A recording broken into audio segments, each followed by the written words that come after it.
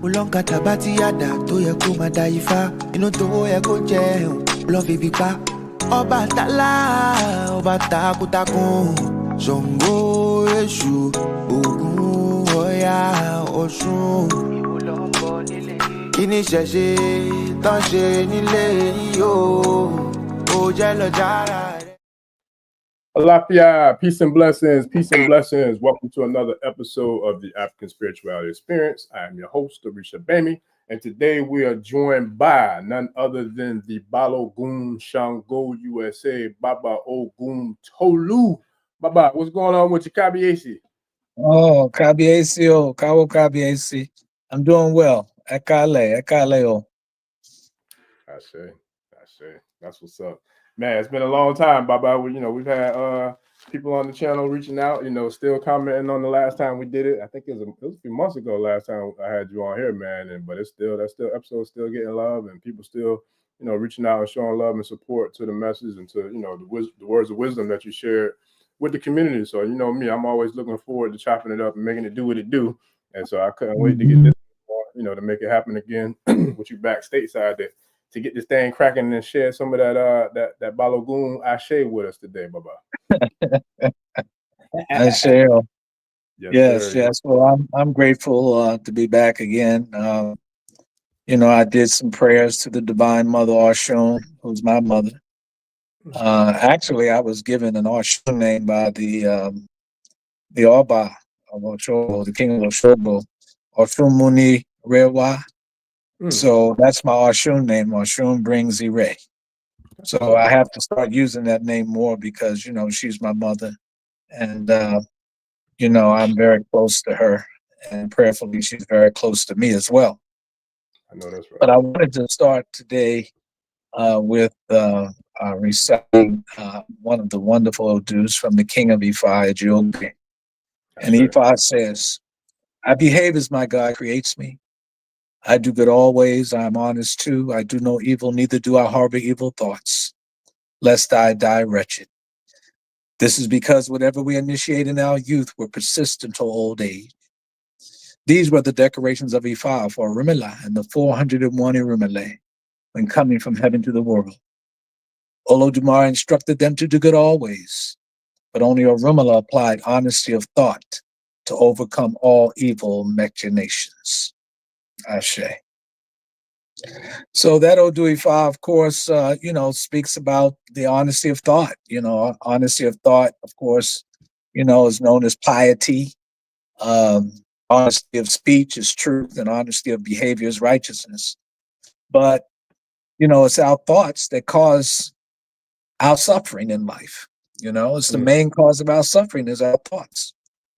So it's important for us to practice to learn how to control the mind, to control your thoughts so that you won't suffer as much. Now, of course, it may be easily said than done, but in actuality, it's practice makes perfect. Facts. Practice makes perfect. So we have to invest a lot of time and effort in practicing the honesty of thought, positive thoughts as much as possible. So then when negative thoughts try to introduce themselves, then you'll be so out of harmony that you'll know, wait a minute, I got to get rid of this because I'm not feeling right.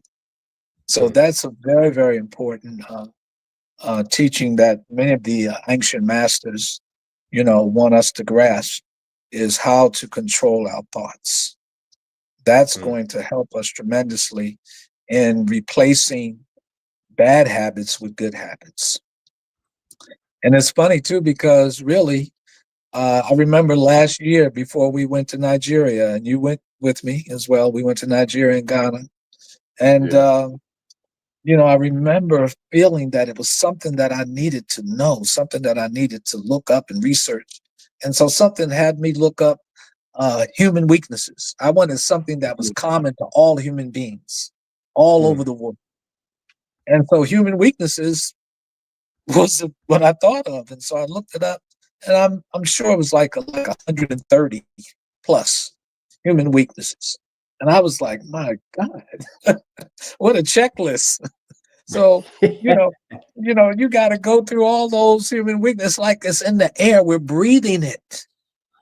We're breathing human weaknesses, and you can be on top of your game. You could be all prayed up and doing well that day.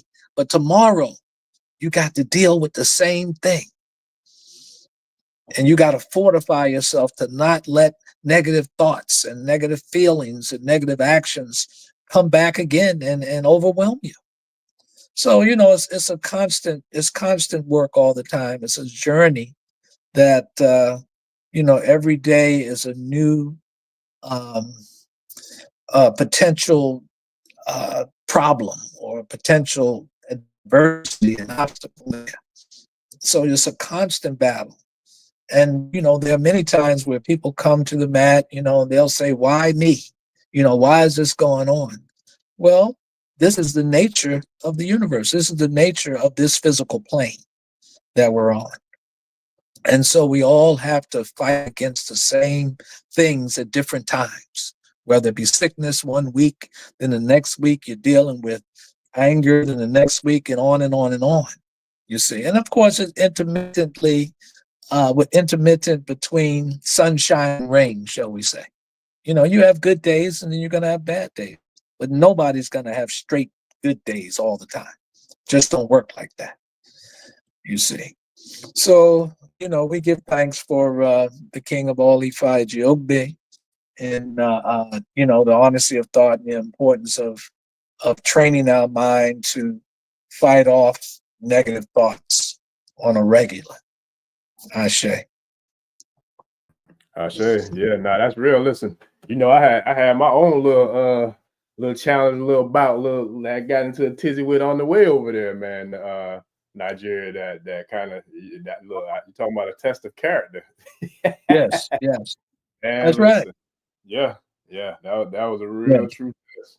And in the moment, that fiery energy, that Kabiesi fiery, energy wanted to turn up and take off. But, luckily I was able to kind of listen to being a child of Orumila, and a child of Obatala, and let that energy kind of get me to guide me into a different position. And I just recall, like, even, after y'all had left and was already headed to Chicago, and then on your way over, I was in the room, in Atlanta. And I just remember, like, matter of fact, the book that you had let me borrow, man. This book right here, the Architects of Existence. Yeah, Architects of Existence. Yes.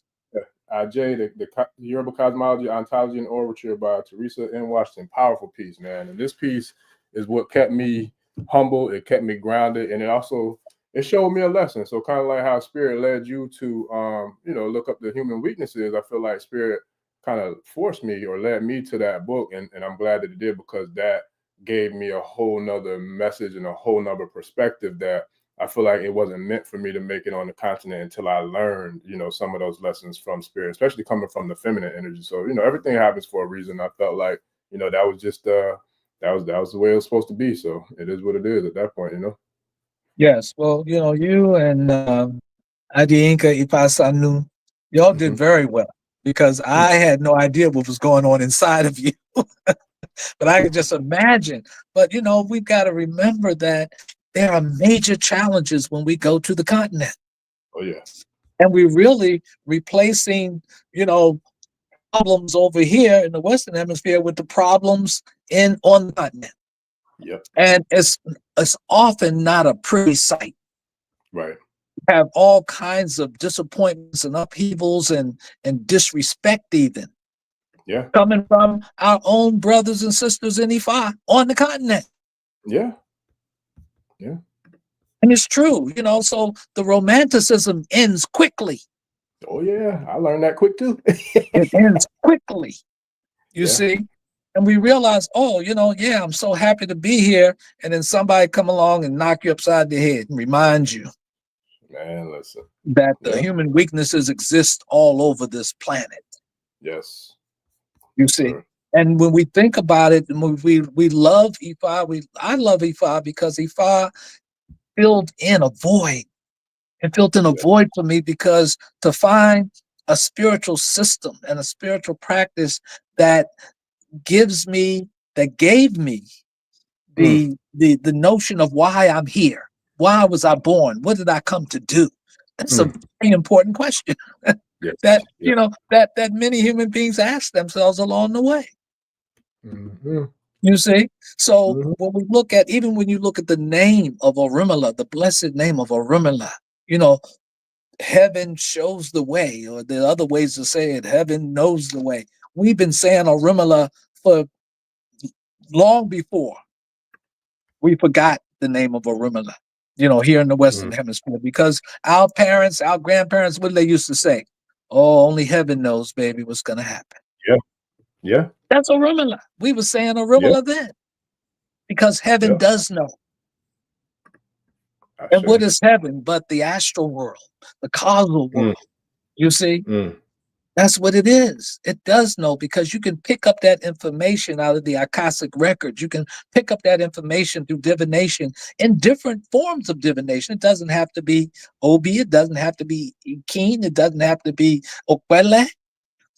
There are other spiritual systems of the Akan people, of the Dogon people, of the Sangoma. All of them pick that energy up as well. What's important is if you're gonna respond to it. Facts. Are you gonna respond to what the spirit is advising you? And it's really just advice. You don't have to, because Ori is higher than all deities. That part.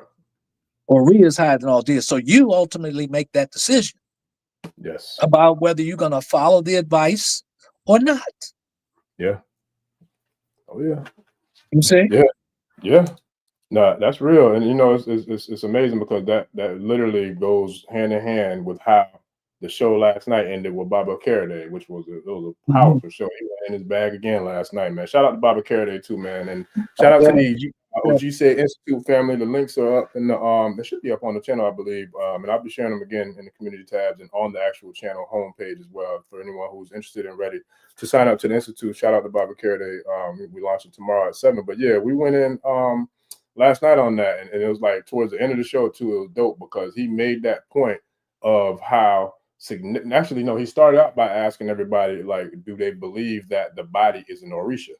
And then I can't remember like what the responses was or what have you, but either way, he went into it and he was just like, the body is an Orisha, and then he went ham with Ori. I'm not even gonna try to recall everything he said, but it was dope though. But it really literally went hand in hand to everything you just said. And it's like, you know, I've told you on multiple occasions, I've told him too, y'all remind me a lot of each other. Y'all have a lot of similarities in regards to, you know, not just your path and the longevity and the time that you've had in the culture of Ifa initiation, but also the impact that you had on so many different people. And then even like their personalities, I feel like are very similar too. So it's funny to me when I hear certain things from both of y'all that remind me of the other. Well, he's much cooler than I am. He's cool. He's cool. That Obatala comes through. My Ogun and now my Shango comes, you know what I'm saying? But his Obatala comes through. It does. Look, you can see that. You can see that if you want to, but look, I'm gonna start sharing them videos with the tribe from Africa when they see you and every one of them doggone fits and see you. Well, look, I want to say this. You know, I love Africa. I love Nigeria. I love African spirit. But them African Babalaos and Orisha priests, they can do better. They got to do better, else we ain't gonna want to come no more. That's the truth. Yeah. We ain't gonna want to come no more if they be treating us like they have been treating us. Yeah. Now, there are many that treat us with kindness, but I'm telling you, it's running a close 50-50, baby. And they got to improve too. Yeah, we got to improve over here. We got a lot of stuff we got to improve. But everybody who's practicing Ishesha in Nigeria are not wonderful. And they got to change. And we've got to help them change by letting them know what's wrong. Because sometimes they don't even see it. Yeah. They don't even see what they're doing wrong. Nope. We have to improve Ishesha. It's all of our responsibility. But they cannot negate that we see things that they don't see. That part. Yes, sir. Because if you've got Ifa, you've got Orisha tradition that's been there for untold centuries, if not thousands of years, and you still doing BS? Right. Come on, man. Yeah. You still treating people cruelly or scamming people for money? Come on, man. Yeah. See? So if we're following Ifa, Ifa is supposed to improve our lives as well as pitch us inwardly so that we begin to work on ourselves, on our spiritual growth, on our become inspirational and the way we express the Orisha qualities. But if you don't do that, I don't care how much you know. I'm not impressed. I'm impressed only by how you treat people. That's what impresses me. Because that's the goal, isn't it? Oh, yeah, absolutely. Ifa says the goal is not to be religious. Religion is not the goal. The goal is Iwakwele. Sure. That's the goal. And once again, human weaknesses come into view. So the African-American Babalawos and Ifas and Orisha people, yeah, we got human weaknesses too, but so do they on the continent. They ain't no better than we are. They're not. Yeah. We got to call a spade, so we all got to do better. Yeah. But we cannot be impressed with people's titles and their knowledge. It's not what you know. That's what the teacher taught me. He said, it's not what you know, it's how you glow. Yes, sir. I love that. That means you got light in you. Yes, sir. And if you want to represent Orumila, if you want to represent the Orisha, then you need to pick up your game, baby. Oh, yeah. Because we calling you out now. Now, when I was a young man, I was scared to call them out. I ain't scared no more. You see? Yeah, man. Yeah. You know, I'm not going to take nobody to Africa and have them upset because people treated them wrong. Yeah. Or treated them with disrespect. Yeah. Now those days are over with.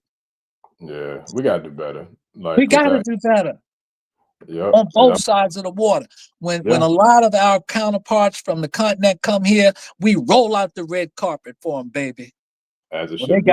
They better roll out the red carpet for us too. I know that's right. I should. Reciprocity is the name of this tradition. Reciprocity. Make us feel welcome on the motherland. Practice it. Get better at it. Yeah. Yeah. No, that's but real. Don't use us and don't think we coming over there and our ancestors are weak and they don't see what's going on. Come on. So we want transparency. We want people to behave in a way that brings honor to our spiritual tradition. That's our responsibility, and nobody gets away with it because spirits see everything. That part. Spirits see everything. I remember many years ago, I had a young lady come to me for divination. And she sat beside me, and her boyfriend had passed away like 2 weeks before that. And so we're sitting there, and she said, oh, my boyfriend's sitting beside me. He wanted to ask Ifa a question. Now, he in the spirit world. Wow. And he went to consult Ifa. Listen. So that's what I'm saying. Spirits are active. They're all around. Yeah. They know what's going on. They see what's going on. And even the clients that come to you, they can read you, baby. Yeah. Man, they can read the Ifa priests. Because you have no idea what kind of Eguns they got walking with them. What kind of deities are whispering in their ear. Last night after we did the live stream, it's funny after, and then we got done late too, but I had a client that I had to do a divination for last night after the live because I was supposed to do it like a day or two ago, but a bunch of stuff came up that kind of messed it up where I couldn't do it, but I was like, I'm gonna get it done, you know, I just wanted to make sure I got it done. So long story short, that person was telling me that, you know what I'm saying, that there was ancestors that, you know, they've had multiple experiences with, you know, in the spiritual realm. And I'm like, yeah. And then even the one I did the day before that was a child who I feel like is like a medium, you know what I mean? Like someone who can see, you know, spirit and communicate with spirit. So it's like, it's Yes. a very, very powerful thing that a lot of people at this point have Our, that, pe- that our ability. people got our shade, baby. Yeah, that's real. We got our shade. And Yeah. you ain't got to be initiated in no system. Nope. You brought that ashe, it's embedded in your Ori when you came here, maybe from previous life experience or whatever. Right. So when a lady comes and see me and she's sitting on the couch by the mat and she says to me, oh, the mother's whispering something in my ear, but I can't understand what she's saying. And then 30 seconds later, she said, oh, your grandmother just walked in. And I'm like, well, what is she doing here seeing me? Why? Wow. You know, if she got that kind of intuition, that kind of insight, you know, but she didn't come to see me, she came to consult Ifa. Mm, And that's that's what we have to remember. We are representatives who are sitting in for Orumila. We are yes. not Orumila. Yes. You That's see, fact. we interpret what Orumila is putting in front of us for the person, for the client. Yep. Yep. So we need to get rid of this big head stuff Yep. and know that when people come to consult Orumila, they're coming to consult you, they're coming to consult Orumila. Yes. Yeah. And if you are not, that's why the importance of the purification of the heart is the top priority. Being transparent and being real, because you can't hide nothing from spirit. You can't hide nothing. They see everything. They know all things.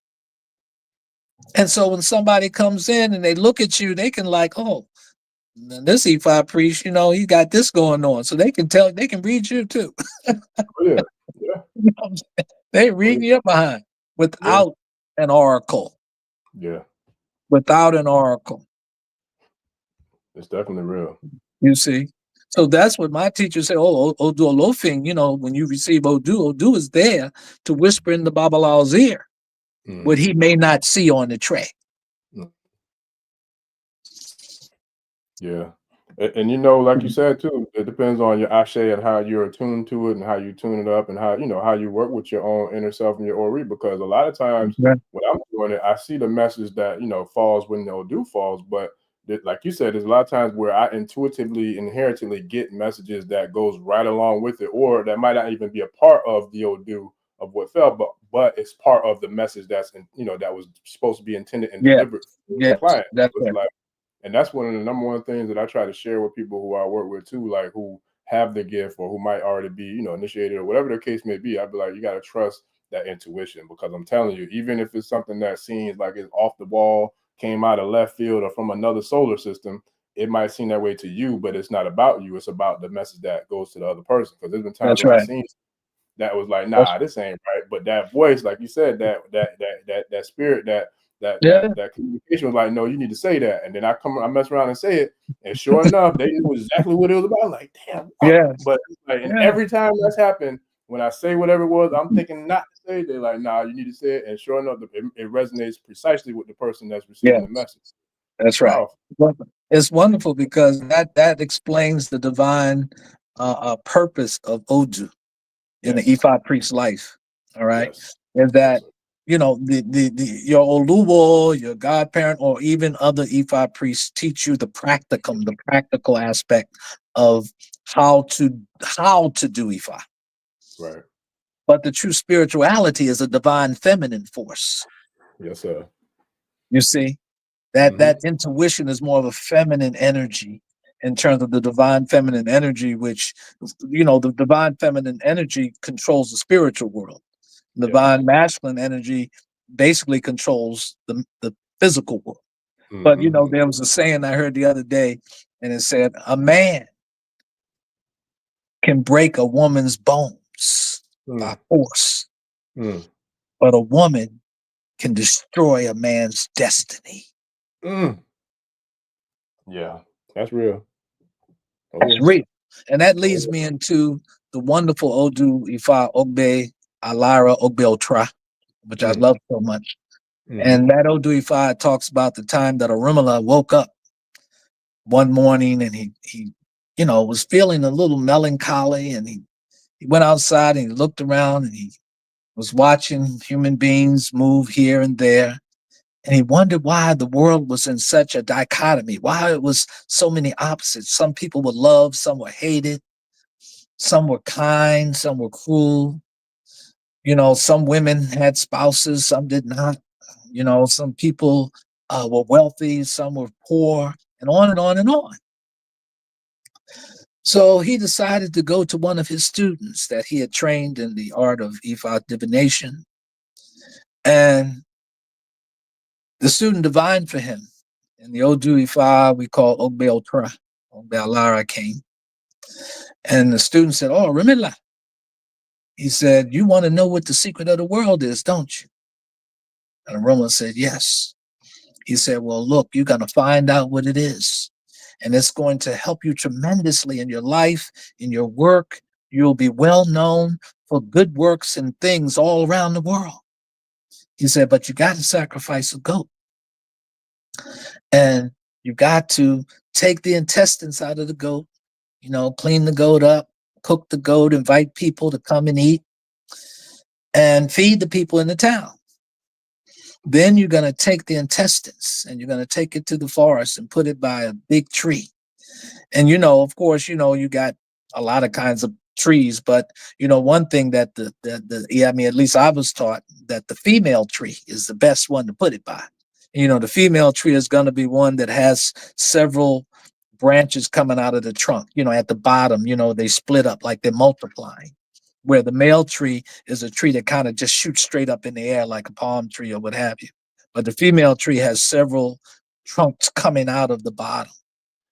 Yo, that's dope. I was going to ask you, you know what? I was going to ask you how do you determine which one was which, but man, listen, so you got a dope female tree in the back of your compound, man. I don't know, like I went out there when I was up there the last time, and I was just walking around in the back, in the woods, and I saw one of the trees you have in your yard where the tree, like the main bottom of the trunk, that thing split, and then it had like almost like my chair, like in the bottom of that. Yeah. Never seen. I don't know if I ever seen a tree like. I'm like, yo, this is dope. Yeah. I took a picture and everything. That's right. Wow. Yes, that's an amazing tree, and I use that often for mothers. Yes. Wow.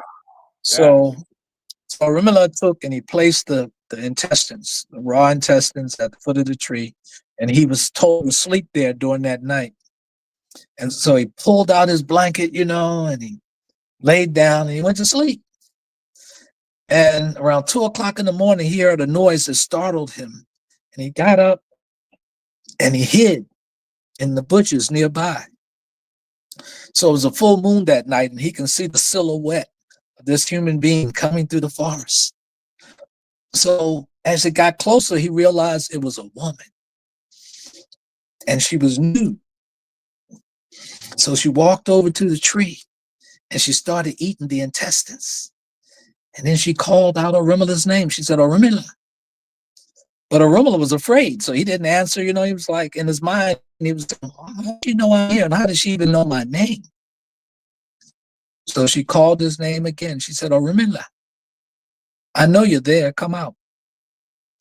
So Orunmila cautiously came from behind the bush, went out in front of her, and she turned around and she looked at him. She said, "Orunmila." He said, "Yes." She said, "You want to know what the secret of the world is?" Orunmila said, "Yes." She says, "The secret of the world is women." She said, "Never look down upon or take for granted any woman, no matter how small or unimportant she may seem to be, because the love or the hatred of any man depends on a woman. The fame or the shame of any man depends on a woman. The wealth or the poverty of any man depends on a woman." And on and on and on.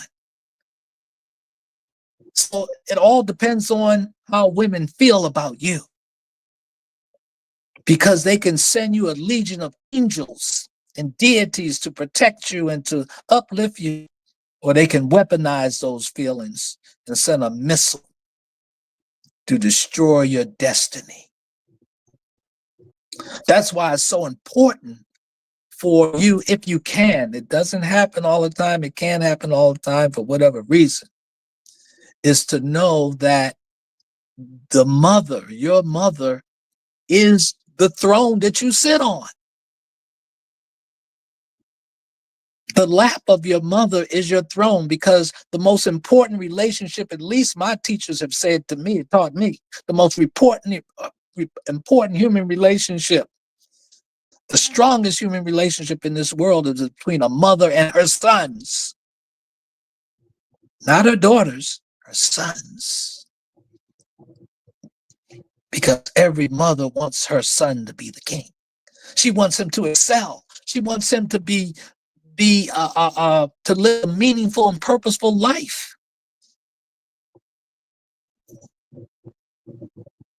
And even so, you'll see that in many, many motifs around the world. Where, you see it in Christianity, where they got Jesus sitting on Mary's lap. You see the Black Madonna with Jesus sitting on the Black mother's lap. Because the mother represents the throne that the son sits on. And she will do everything for her son. Even put her husband aside or her man aside. She'll do everything for her son under normal conditions. There's some abnormal conditions out there where, mothers are not doing for their sons, but under normal circumstances, it's the relationship between the mother and the son is the main one, baby. Yeah. And I've seen it. Me too. And I remember you would say, yeah, I'm a mama's boy. And I said, oh, God, he got a throne to sit on. Proud of it too, brother. Yeah, it's a beautiful thing. Look, it's Yes, a beautiful thing when you have a wonderful mother. Yeah. Oh, yeah. Because all mothers are not wonderful. Yeah. They're not. Yeah. As much as I would want that way, they're not. Yeah. And they put their daughters through hell. Mm. And they'll put their sons to hell too. Why? Because maybe of their trauma. Maybe they say hurt people, right? That's so real. Oh my God. You see? Yeah. Hurt people. But the wonderful thing is that the formula or the medicine is that men should see the importance of treating women well. Right. If you treat women well, you're going to get the best companion that you would ever want. Mm. You'll get the kindness, you'll get the sweetness, you'll get the femininity, you'll get all that you want if you treat her well. Oh, yeah. If you don't treat her well, if she's not treated well by her father, her brother, or what have you, or her cousins or whatever, you may get a monster. Yeah. A narcissistic monster, a cruel woman. Yeah. That's like when the Yoruba say the women are like a bird inside of a calabash. You don't know what kind of bird is in that calabash. No. And that's when you can get the destructive force too that I don't want no problems with. I don't want none of that. None at all. That's why you gotta appease the mothers. You don't fight them. I remember doing some work for a young man once. And that night, the EIME came to attack me because they were like, you can't interfere with what we're doing to him. In other words, you done got in our way and you ain't even supposed to help him because we attacking him. Because he got some karma he got to pay. And so that happens sometimes. That's why it's certain Odu Ifa that you recite so that you don't get attacked because of you doing this work for this person. There's certain Odus for that. Yeah. So, it's a very messy world. Oh, yeah. It's messy, baby. Yes, sir. Damn sure. And you're required, according to many of the ancient teachings, you're required to save 2 people in your lifetime. That's the minimum. for you to ascend to a higher spiritual plane. If you can say something, do something, whatever, for two people to change the trajectory in their life from negative to positive, then you will ascend to a higher level. So you're Yes, not sir. just here for yourself to have a good time. You've got to touch other people in certain ways, Mm-hmm. Yeah. and they have to be meaningful ways. Yeah. That's Yeah. a requirement by many of the ancient teachings, you see. Yeah. And you know what, too, Baba? I want to shout out to Astarius too, because he shared something with me with one of the sessions I had with him, where he was saying even if it's to a point where the person or the people that you're trying to pour into and that you know that you're doing your best to do, like you said, to transform their reality or their situation from negative to positive, even if they're not receptive to it, even if they don't take it and they don't, want to use the knowledge or the wisdom or the tools, whatever it is that you're trying to pour into them, he said, give it anyways. He said, because what happens is you're doing your part, so your credit score with the universe is going sky high, and you're doing what That's you're doing, right. feel your destiny, your Ori, your Yeah. action. And Yes, even if that's they right. don't at that time, later on down the line, it could be in this lifetime or maybe in 20 different lifetimes from now. That's They right. still That's eventually right. get that ashe that you was given to them, and then they can then cash that check in regards to the blessings That's or right. the ashe that you were giving them, and then you both of y'all reap the benefits and the rewards of what you did to pour That's into. right. That's Right. that's dope. And that's real too. That's true. It's a great teaching. He's a great teacher, Yes, you sir. know. And you're Most right, because we don't know that, it is said that when you're looking at a person, when you're looking at someone, you're really looking at a wave, frequency. yes. And that frequency is molded and changed based on its activities that's coming, the activities and the environments that it's going to be in, and it's going to change. Look, you ain't the same person you was 10 years ago, are you? Not even close. 5 Your years ago. frequency has changed. So 5 months ago. everybody has an opportunity or will have an epiphany in some way that's going to give them a chance to change that wave, that wave of energy at some point along the way. Mm-hmm. So we can't expect somebody at 20 to, that their wave will be prepared to move in a very positive, constructive way, Right. that maybe a 30 or 40-year-old, Mm-hmm. has come, because all those experiences, both positive and negative, shape us into who we are today. Yes, sir. Life is a series of memories. Yes, sir. It's a series of memories of things that we've done and places we've been. Mm-hmm. Yes, sir. Yes. No, that's facts. Yeah. Baba, I know we got a couple of topics that we definitely wanted to hit tonight, but one of the ones that I don't feel like I've done, I won't say I've not done, but one of the ones that hasn't been expounded upon as much as I would like for is the Iyami, is the IJ and the mothers. So for those who are like brand new, because I remember even like either yesterday or a couple of days ago, I think they came up in a divination I was doing, and the person didn't know who they were. So, I did my best to explain who the Iyami were, and for the sake of time. But can you kind of just, for those who are listening who might not know or never heard of the Iyami, who are new, because we got people at all phases of their path. We got some people been around for, 5, 10, 20, 30 years that watch, and we got some people might be brand new 5 months, or 5, years that might be just, still learning. Can you kind of share just a little bit of the significance of who and what the Iyami are, the mothers? Well, I'll tell you of experience I had in Oakland, California, when I used to live out that way. Okay. And I was invited by this priestess of Oshun. She's very well known.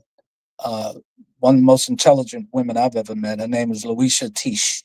That's the first. And she wrote, she wrote Jambalaya. Jambalaya, yeah, I got that.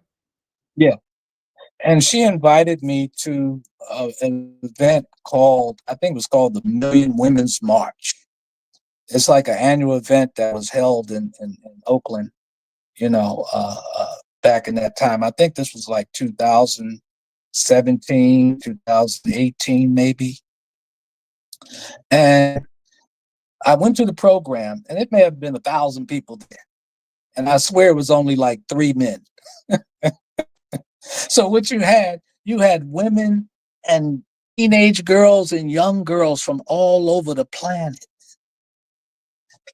who were telling their stories about abuse and the cruelty that the male dominating society on the planet, what they do to young girls and teenagers and women. Oh, let me tell you something. Ifa Bemi, Orisha Bemi, Jagun Shango USA. I tell you, I like to cry. When you heard them girls' stories, especially them young girls, it would bring tears to your eyes. I was looking around, I said, this room should be full of men. So they can be reminded of the cruelty that they put on children, because that's the EIME, they're mothers. And what do mothers, they say, what's that term they use? Hell knows no fury like a woman scorned. Yes, sir. Mess with their children, baby. Oh, none of it. Mess with their children and you'll see a whole nother energy. And that's what the EIME, that's why all the stories, many of the stories in Ifa talk about the anger of the EIME. It has to do with the way we treat children. That's what it has to do with. The way we treat children. That's the most important thing you need to know. And if you want to be in harmony with the EIME, treat the children well. They will support you. Treat our women well. I mean, look, nobody's perfect. Right. And then some of these women, have their own issues and trauma and problems too. Yeah. But don't take advantage of the fact that you have physical power. You see, to subdue them. This is why the EIME is present in this world, because this stuff is going on all over the planet in every culture, every spiritual system. I don't care what you call the religion, what religion you say you follow or tradition you follow. Yeah. You the problem. Yeah. You're not gonna win without like what we say. The problem is not Islam, the problem is Muslims. The problem is not Hindus, Hinduism, the problem is Hindus. The problem is not Christianity, the problem is Christians. The problem is not Ifa, the problem is Ifa people. We're the problem. So we have to resolve these issues and pitch ourselves in, because our spiritual system is supposed to pitch us inward toward cleaning and purifying the heart. And raising those chakras up into the northern regions of the brain eventually. That's what it's supposed to do. That's why I love the Odu Ifa Ikao Torah, where it talks about Orumala became perfect through meditation. And people say, oh, well, meditation ain't got nothing. Well, that's not what I was taught. I was taught that the elders on the continent, and still do, they meditate. But they don't call it that. I mean, I've heard people explain it as dynamic relaxation. I like that. Dynamic relaxation. And these great awos and yanifas or whatever, they don't even come out no more after they get a certain age. But people go and see them. And when they go and see them, they feel this energy of peace and harmony. I felt it before. Look, when I went out to Oakland, California, and I went out there and I met Baba Ifaiga, and the other Babalao, who was his teacher, Ifak Bami, who was trained in Ijebu. I mean, these guys was in their up 80s then, and I was just hitting 60. Wow. You see. But when you walked into the presence of their shrines and in their presence, all you felt was peace. It was a wave there, a certain frequency there. And I remember I walked into Baba's temple. I said, Baba, I don't want to learn nothing else. I don't want to read another book. I don't want to read nothing. I don't want to know nothing. But I want to feel everything. Mm. because that's what you'll eventually get to. You'll Mm. get to a point where you want to feel it. Yeah. Because knowledge can get stuck in your head, but Mhm. feeling is in your heart. Yes, sir. And when you leave here, all that's in your head is not going to go with you. But what's in your heart is eternally with you, because that is your frequency. Mm. That is the energy within you, that harmony within you. Yes, You're sir. harmonizing your feelings. That's the most wonderful thing in the world, is to have a feeling. How you feel is success. That's what you're looking for. Your success is a feeling. It's not what you own.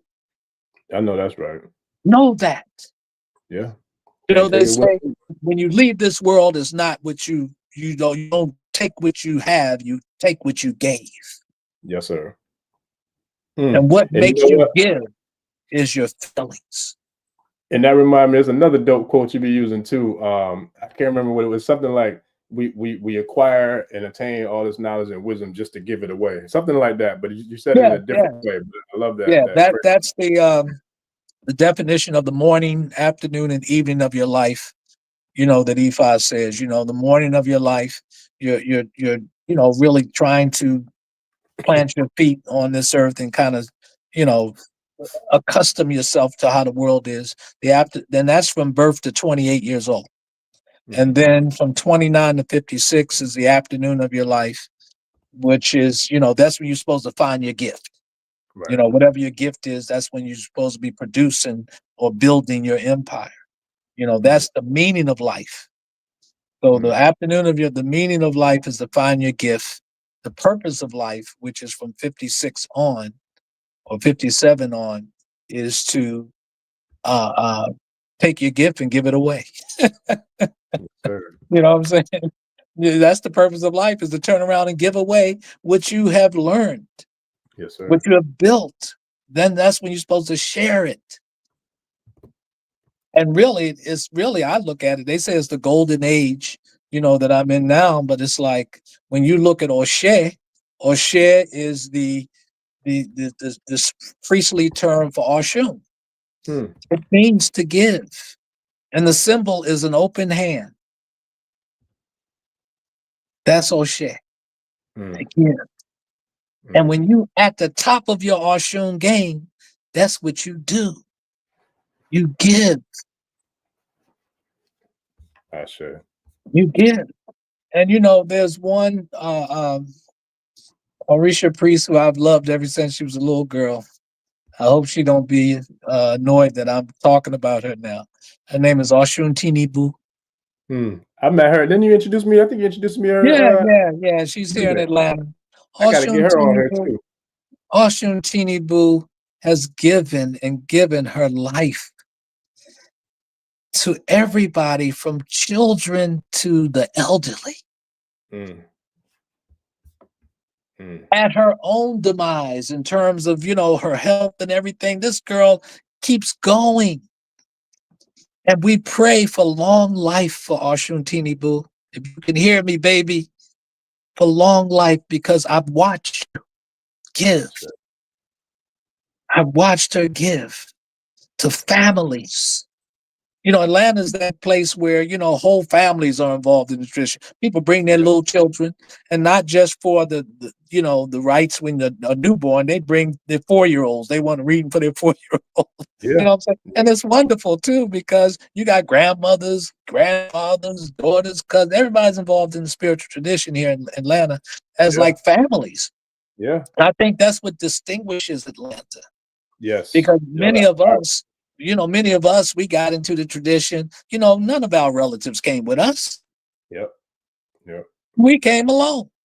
And of course, there are those who was born into it and what have you. They bring their children and everything. But that's another dynamic. But the majority of Orisha people, I believe, in this country, our families are not deeply involved in what we do. We're individuals in it. But that's the process of the growth aspect of Orisha in the Western Hemisphere and in America in particular. You see, so it's changing. It's changing. At one time, the tradition was filled. Everybody was initiated, and I used to say to myself, "Damn, it's like going to church and everybody sitting in the audience is a minister." That stuff wasn't. That ain't gonna work. Yeah. All But Indian. what happened was the Orisha was preparing us for the masses. Yes. They were preparing us for the masses. They say, "Oh, you're gonna need more priests to do the work and to assist people and to heal people." Sure. And that's why I came up with the term therapriest. I love it. Yes, we're therapriests. Matter of fact, Because we got a listener, at least one I know for sure. One of our tribe members, Queen. She's a priestess. I think Yemoja, but she said that too. I said it one time. Like, I got to give you your credit. I said, because I got that from Baba Tolu, but I don't steal people's stuff without giving them their props. Yeah. Well, look, there's nothing new under the sun, so I'm sure somebody uttered that before me. I just don't know them yet. I ain't never heard it, so I'm gonna give you your props for that. I'm saying, well, maybe it was some Egun that made me say that, probably. Hey, I don't know. Yes, sir. Yeah. But, giving is important. We're at a stage now where we need to give, and we're making sacrifices. And I use Oshun Tinibu as an example, but there are many others too. There are many others who have that kind of heart. Because everybody doesn't have the same heart as you do. And, sometimes it's a bitter pill to swallow when, you have higher expectations and, they're not met. But, one, we have to realize that everybody's not going to have the same heart as you do. Nope. Yeah, that's just how that go. Yeah. Everybody ain't gonna move with Iwapele or move, in the same light or the same, ways in which, we do. And that's something I'm learning too. You talking about not being the same from 10 years ago. Like I try not to be the same from 10 days ago, because I'm at the point now, but I'm not lying either, man. I'm telling you, me and shout out to the new lawyer Fayinka, man. Me and him was talking the other day. I had a real good conversation, and I was just telling him, I always tell him, like, how I can't wait till I can get to the point where I'm unbothered like you. I said, man, Baba, the most unbothered person I know, boy. I can tell him all kind of stuff be going on. He'd be like, oh, okay, all right then, all right. I said, boy, I can't wait till I can get unbothered like that, boy. Where all that stuff get me into it, boy, for real. Yeah. Well, I think that comes from my family influence. My grandmother, I remember my grandmother used to tell all of us, she said, for heaven's sake, baby, let it go. That was this, and I'm sure many grandmothers all over the world say that. Baby, let it go. Yeah. Let it go. So that's how we have to do it, because it's not, they said if the alligators ain't running up in your yard after your children, trying to eat your children, you ain't got really no real problems. You know what I'm saying? Of course, we got our health issues. Our health is a major thing, because there's a book called The Disposition of the Sick. I remember I brought it at this bookstore called Everyone's Place in Baltimore, Maryland, my hometown. And that book talks about when people are ill, they're normally they're most of the time not themselves. Right. Yeah. Because they may have fear, they may have worry, all these kinds of things about the illnesses that you have. And it's serious, Oh, yeah. It can be very serious. That's just like if you break down the word disease, phonetically it's dis-ease. So anytime you dis and you ease, you're not balanced, everything flowing right. Yeah, you're gonna be a little snappy or a little, like on edge or mad or angry, whatever, because even if you don't know what's going on internally, or what be spiritually, emotionally, psychologically, whatever, if there's dis-ease, then more times than not, you're not gonna be functional, or functioning at your highest capacity or highest frequency. So that's real. Yeah, that's right. That's what's up. Yeah. True. Yeah. Yes, sir. Man. So, go ahead. No. You can go on and talk. I wanted to talk about the journey. The journey that I had followed, to get where I am today. But that may be another show because I don't think No, we no, have enough we got time. That's what I was gonna get into because I know we was gonna hit that, and then we was gonna time. talk about the like the magical and mysterious aspects of spirit and the spiritual world, which I know you Yes. got Yes. a ton of Yeah. stories, and I got my Oh fair share yeah. too. And we definitely can get Yes. into that. Yeah, That's the right. journey, man. For those who are new to the channel and never heard, seen you or listened to you yet, can you share with them your journey and how you got to become the Balogun Shango USA amongst many other chieftaincies and titles Well, that you yeah, well, that happened like 50 years later after the what? journey started, you know. But I think the real journey started when I joined the United States Air Force, Hmm.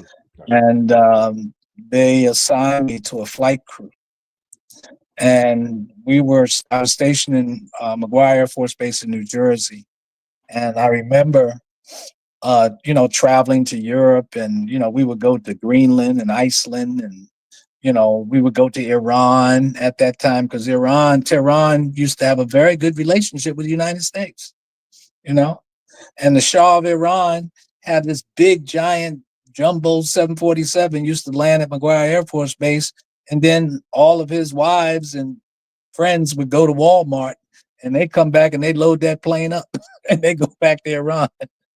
But I know he had other business, but I'm just laughing at that's a fact, that we used to see that. And then sometimes he would leave and he would carry a whole airplane full of Alpo dog food, of all food for his royal dogs in Wow. Iran. So Baba, I is spent, McGuire Air Force Base in Jersey?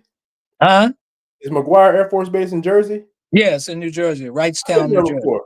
I was a You little know the boy. I place? remember going. Yeah, I've been there before. I was little, man. My Yeah, stepfather was in the Air Force as well. I remember. I think we was traveling from yeah, back home up down to Florida, and we stopped in McGuire. yeah. That's what's up. Yeah, so the big change came for me when I had a mission one day that was going to Keflavik, Iceland, and Thule, Greenland. And I didn't want to go because I've been up there before and it's minus 58 degrees below zero. So, you would have your gloves on, you would touch the metal on the plane and your hand would freeze to the plane, So I didn't want to go up there. But I had a roommate from North Carolina. His name was Charlie Bass. Charlie Bass was having a family reunion, and the family reunion was happening at a time when he was going to Europe. He was going to Spain to this military base called Torrejon.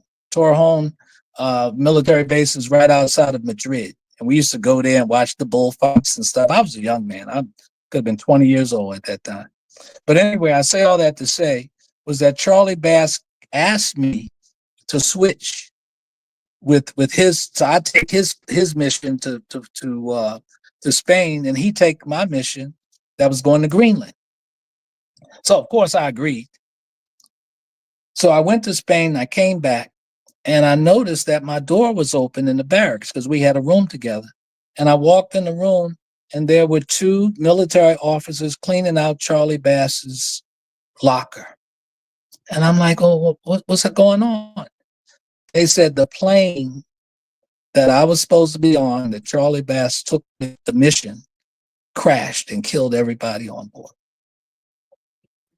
And that's the mission that I was supposed to be on. So it was a great tragedy, a lot of grief. And I made the decision then because I also lost other good friends on that flight too. The flight engineer as well, Carlos Perez, good friend of mine, and some others. And so that's when I asked for a transfer to Charleston, South Carolina. And I wanted to go to Charleston for several reasons, but the main reason is because Charleston had a different theater of operation. In other words, where McGuire Air Force Base, our military command went to Europe, the Middle East, Saudi Arabia, Jeddah, all those Bahrain, all those countries, and also Iceland and Greenland. Well, the Charleston Air Force Base went to South America. They went to Brazil and Ecuador and Peru and Paraguay and Uruguay, all these wonderful places that I never even knew existed.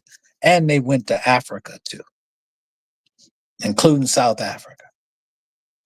So when I got to Charleston, South Carolina, I was like, interested in going to South Africa, which interesting was right around the time that I discovered that there was an African village in Sheldon, South Carolina called Oyotunji.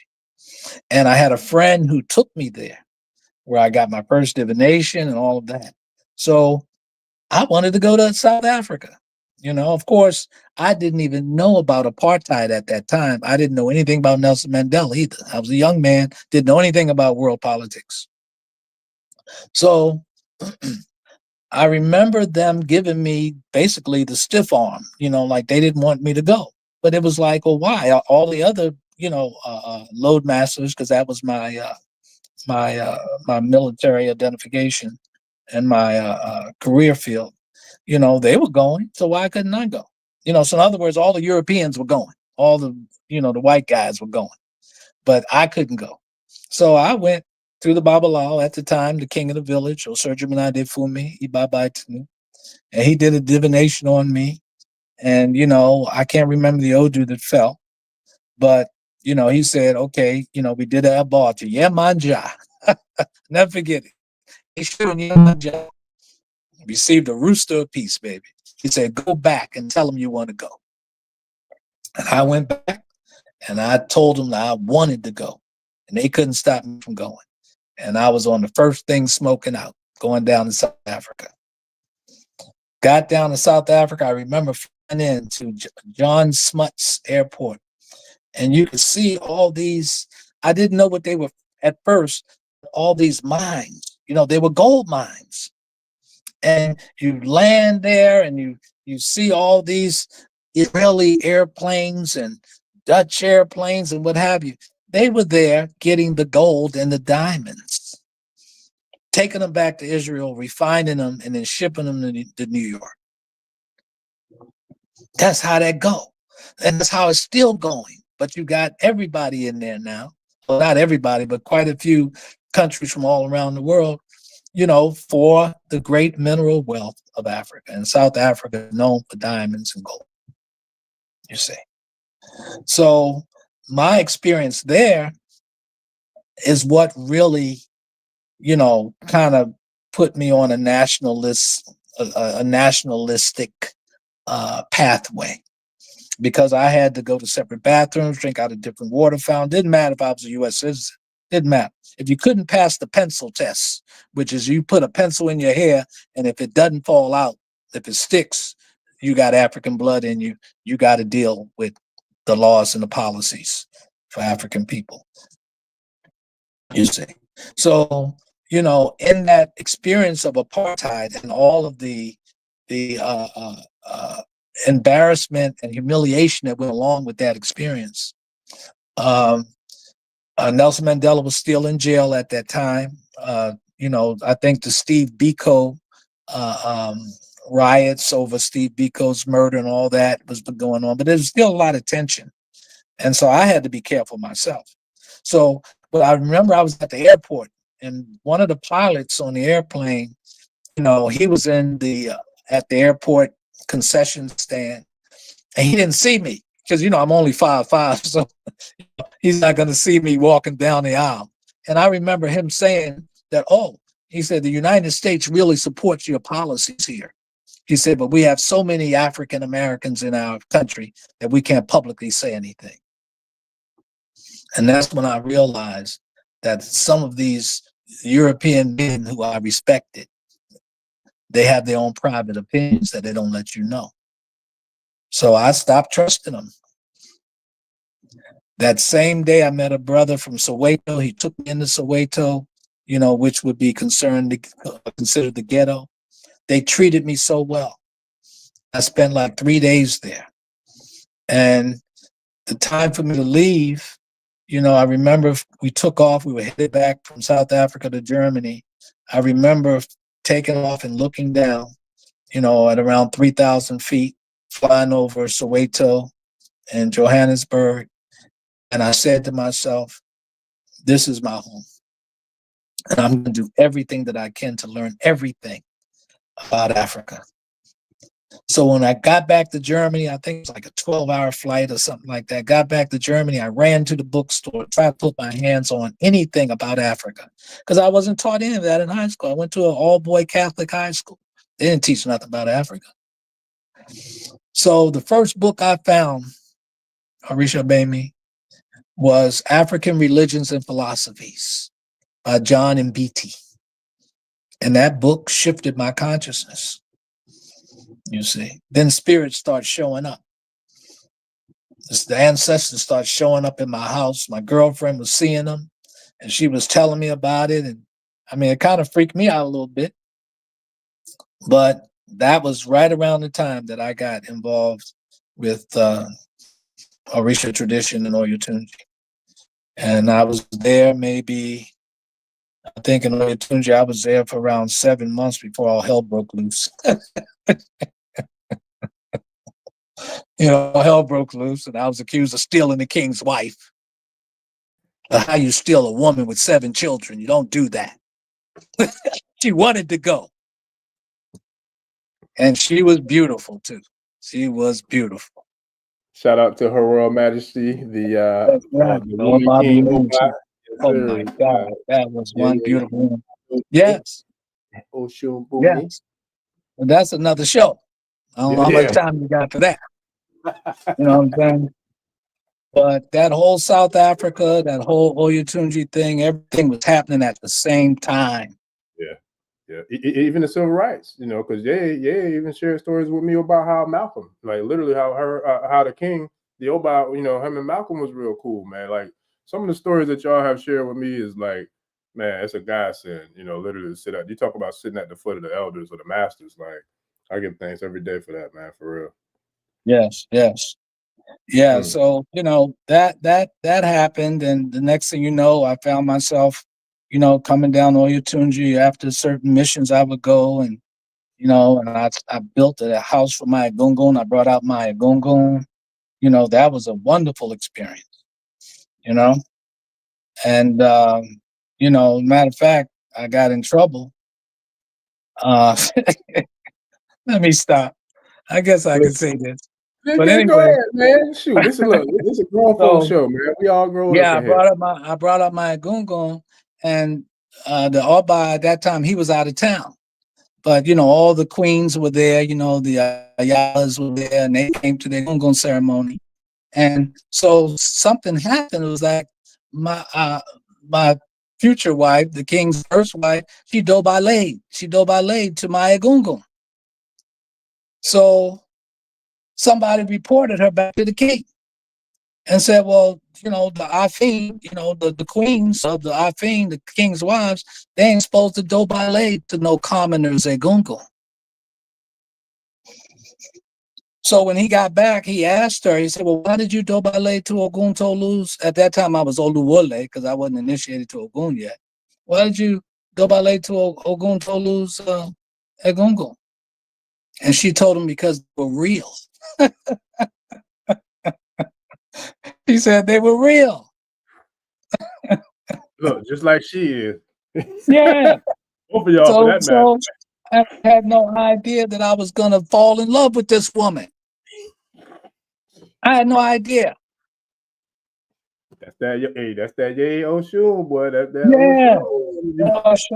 Oshun took me. But when I got initiated to Ogun, finally, he came over to the shrine where I was, because Ogun, you get initiated outside. So you don't have like an enclosed area. It's like a hut. And it was kind of a chilly night. And we were sitting there talking. And I took my cover off of me and put it around her shoulders. Oh boy.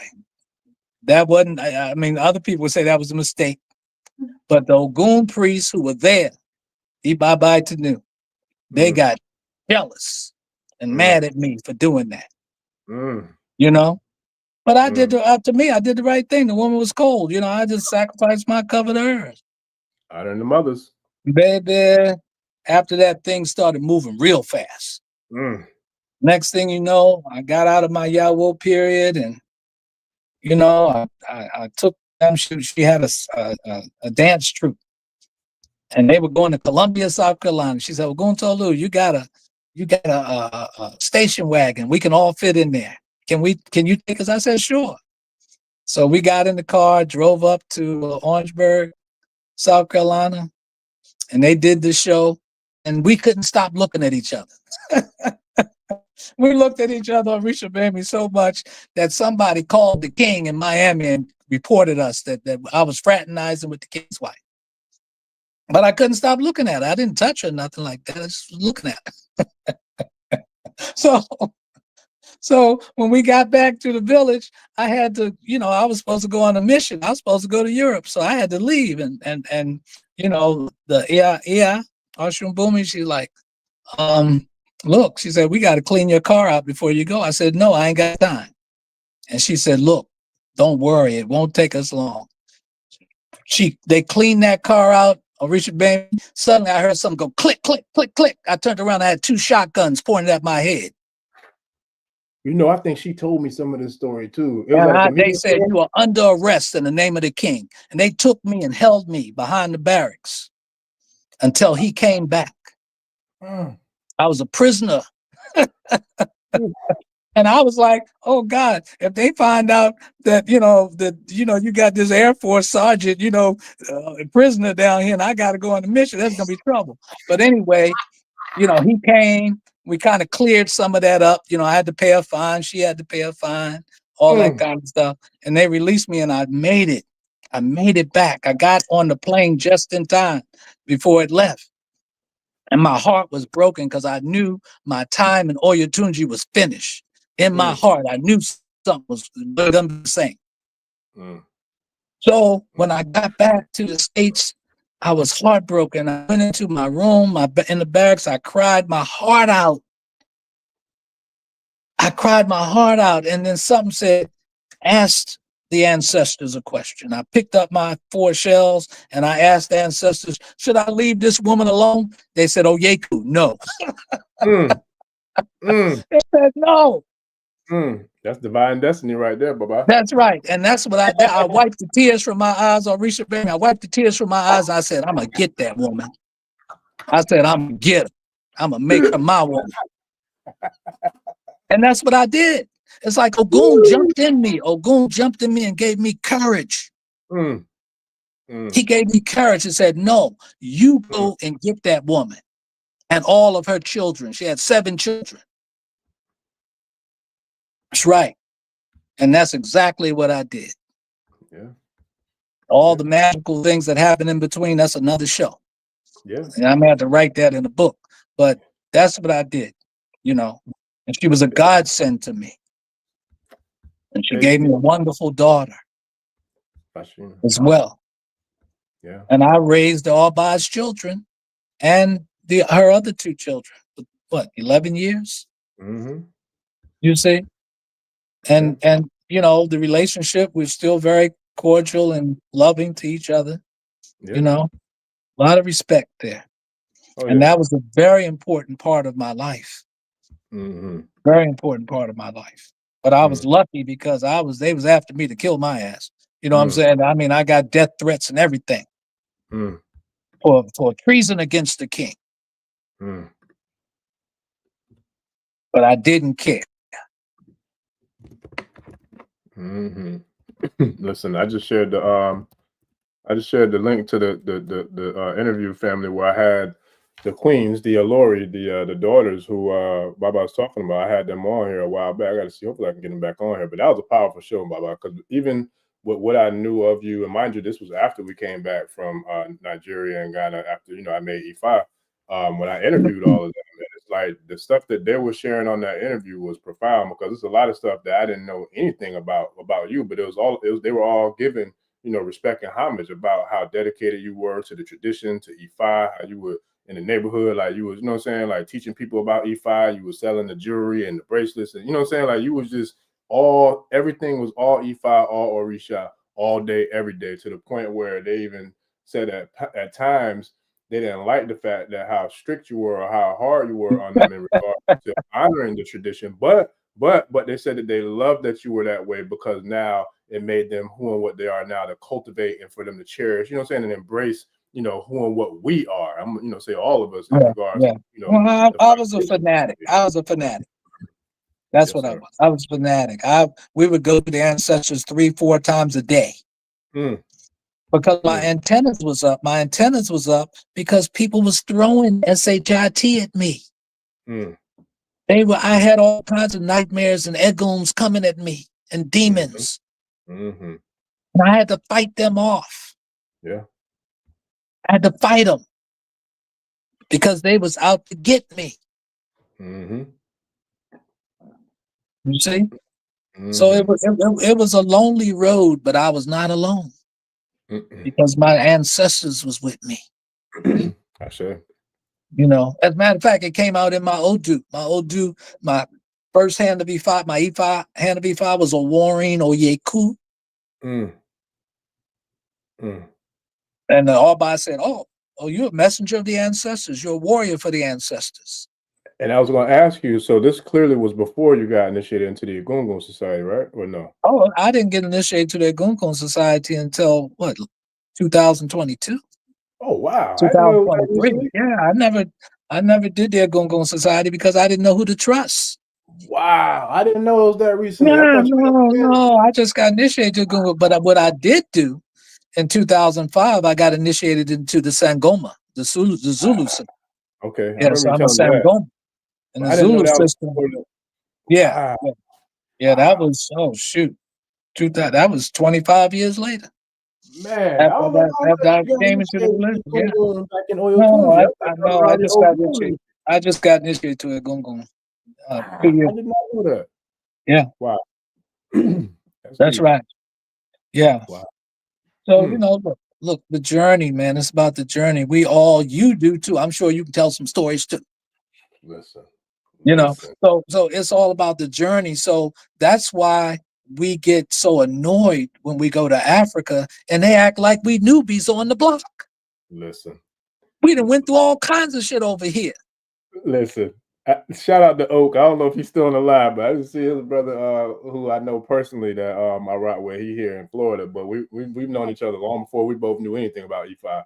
But I was talking to him about the situation when we was in Ilobu when they was turning up, like you know how they was acting. I'm like, Baba, Yeah, who was who and who was what? Because I need to know, because I'm about to let these know, like, man, don't play with me like that. Because yeah, you a that's Baba right. Balogun, yeah, you got rank and this, but as a man, I'm a man. And what we ain't finna do, you're not gonna come at me like that. Like we gonna get some That's right. training with that, because I don't move like that, That's bro. right. Like, That's right. straight up. But I didn't want That's to right. disrespect you and your relationship, so that's why I came to you first to Right. find out, Right. you know, saying who was what and what was what, because I gotta let these ninjas know, like, nah, we ain't doing that. We not doing That's that. right. No, Yes, no. sir. And that's what I want, you know, Africans on the continent in the tradition to realize, that we want to come in droves, but you've got to change some stuff and your perception of how we are to be received and how we need to be treated, because we're coming with love. Right. You know, we're That part. coming for sacred rituals, so we don't want no foolishness. Yep. Yep. And we need them to respect that. Yep. And we'll be respectful. We're already coming with love, Yeah. But but you know don't what take advantage of that. But you know what I picked up from that, though, that whole, and I even thought about it and meditated on it since we've been back, because I kind of try to travel back and replay that whole experience. But what I really feel like, and you can correct me if I'm wrong, or agree with me if you feel the same way. But what I feel like is a lot of the and I'm gonna call it the F boy syndrome that I feel like that I was doing, we were dealing with, me and shout out to Adeyinka, but that we were dealing with. I feel like it was like those particular groups of owls or Ifa priests, Babalawos, whatever. I feel like they had some, like, the influence of the Western culture and society, like the hip hop and entertainment, all that BS. I feel like that kind of played a role into their psyche, as to, like, they felt like they had to kind of try to dominate us, or kind of, you know what I'm saying, like, put us under some pressure to kind of show like they had that, you know what I'm saying, that motto, mafia mob mentality, whatever the case may be. I feel like that was influenced from the Western culture, not from the culture there in Nigeria or Ilobo. I feel like Not at that all. You're right. from the You're right. foreign BS that kind of infiltrated their mentality and mindset as to why they gave us that kind of energy. I really feel that way. Yes. I agree with that too. You know, Yeah, because like you said, the main owls, the elders, they were not none of like that. that. It was just the None younger of that. one, you know, Yep. that had behaved in that way, you know, because we're coming, this is a sacred experience for Yes. us as Yep. Africans in the Western Hemisphere to come there, to go Mm-hmm. through this sacred ceremony. And Yep. we don't need that. I mean, we're not coming for that. None of that. So don't make us not want to come back. Right. Yep. You see? Please don't do that to us because we love it here. I sure. You see? So it look, like I said, I've been in issues on both sides of the water. You know what I'm Yes. saying? You know, when I was in Oshobo, I got initiated. Next thing you know, people accuse me of being a drug dealer. Now, why would I come to Oshobo to sell drugs when I could be in New York making millions of dollars selling drugs, and Oshobo's a little small town? Why would I be there to sell drugs in Oshobo? Mm-hmm. And the thing is, people believed it. Mm. That's what hurt me. Mm. They believed it, Mm. causing a rift between me and my Oluo. Mm. Yeah. What they say though, new levels, new devils, Baba. Like anytime you're working on anything to ascend to the next level or to reach some sort of some sort of success of accomplishment, it's always something that's going to try to rise up and try to combat you into making that. Hell, what That's happened with me before us going over there? I feel like everything right. I've ever done of significance in my life, something tried to rise up at the very end towards the finish line to try to stop me, block me, or make me quit tonight, not move forward for whatever it was. That's right. Every time. And I'm like, That's y'all right. must don't know who this young brother is because Yeah, I'm gonna go yeah, out swinging. yeah. That's right. Well, you know, Really. one of my my wonderful uh, partners, let me say, Mhm. she said, you know, she said, I love working with children and the elderly, but the people in between is a mess. You know what I'm saying? The people Facts. in between, if you between being a child and the elderly, is messy in between dealing with folk like that. You Yeah. know, so this is why.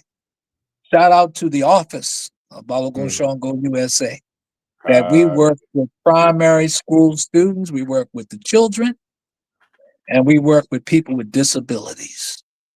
And we don't Sure. have no problem because they're always happy when we show up. They always are grateful for what Yes. we do for them. I'm gonna But share the that people footage. in between, you get all kinds of mess. Yeah. You know, when Mhm. you're trying to support grown people who can work for themselves and do for themselves, and they trying to take advantage of you or take Mhm. advantage of your kindness. Yep. So I'm through with that. I'm through with that stuff. Yep. So I just want to live the rest of my life working with children who Mm. are happy and appreciate, and the most other vulnerable people in society, people with varying abilities or disabilities, as people say. Mm. Let's do that. Why not? You know the EIB gonna support us then. Yes, sir. And anybody try to attack us or fight us then, they're gonna have to deal with the mothers, baby. Yes, sir. The mothers don't play when it comes to children. No, sir. Look, and that's why I'm always declaring how proud I am of being a mama's boy, because it ain't about me; it's about the ones who with me. So That's you can say right. what you want, do what you want. That's I ain't right. never gonna Oh, be He-Man or King Kong, but I know who I'm riding.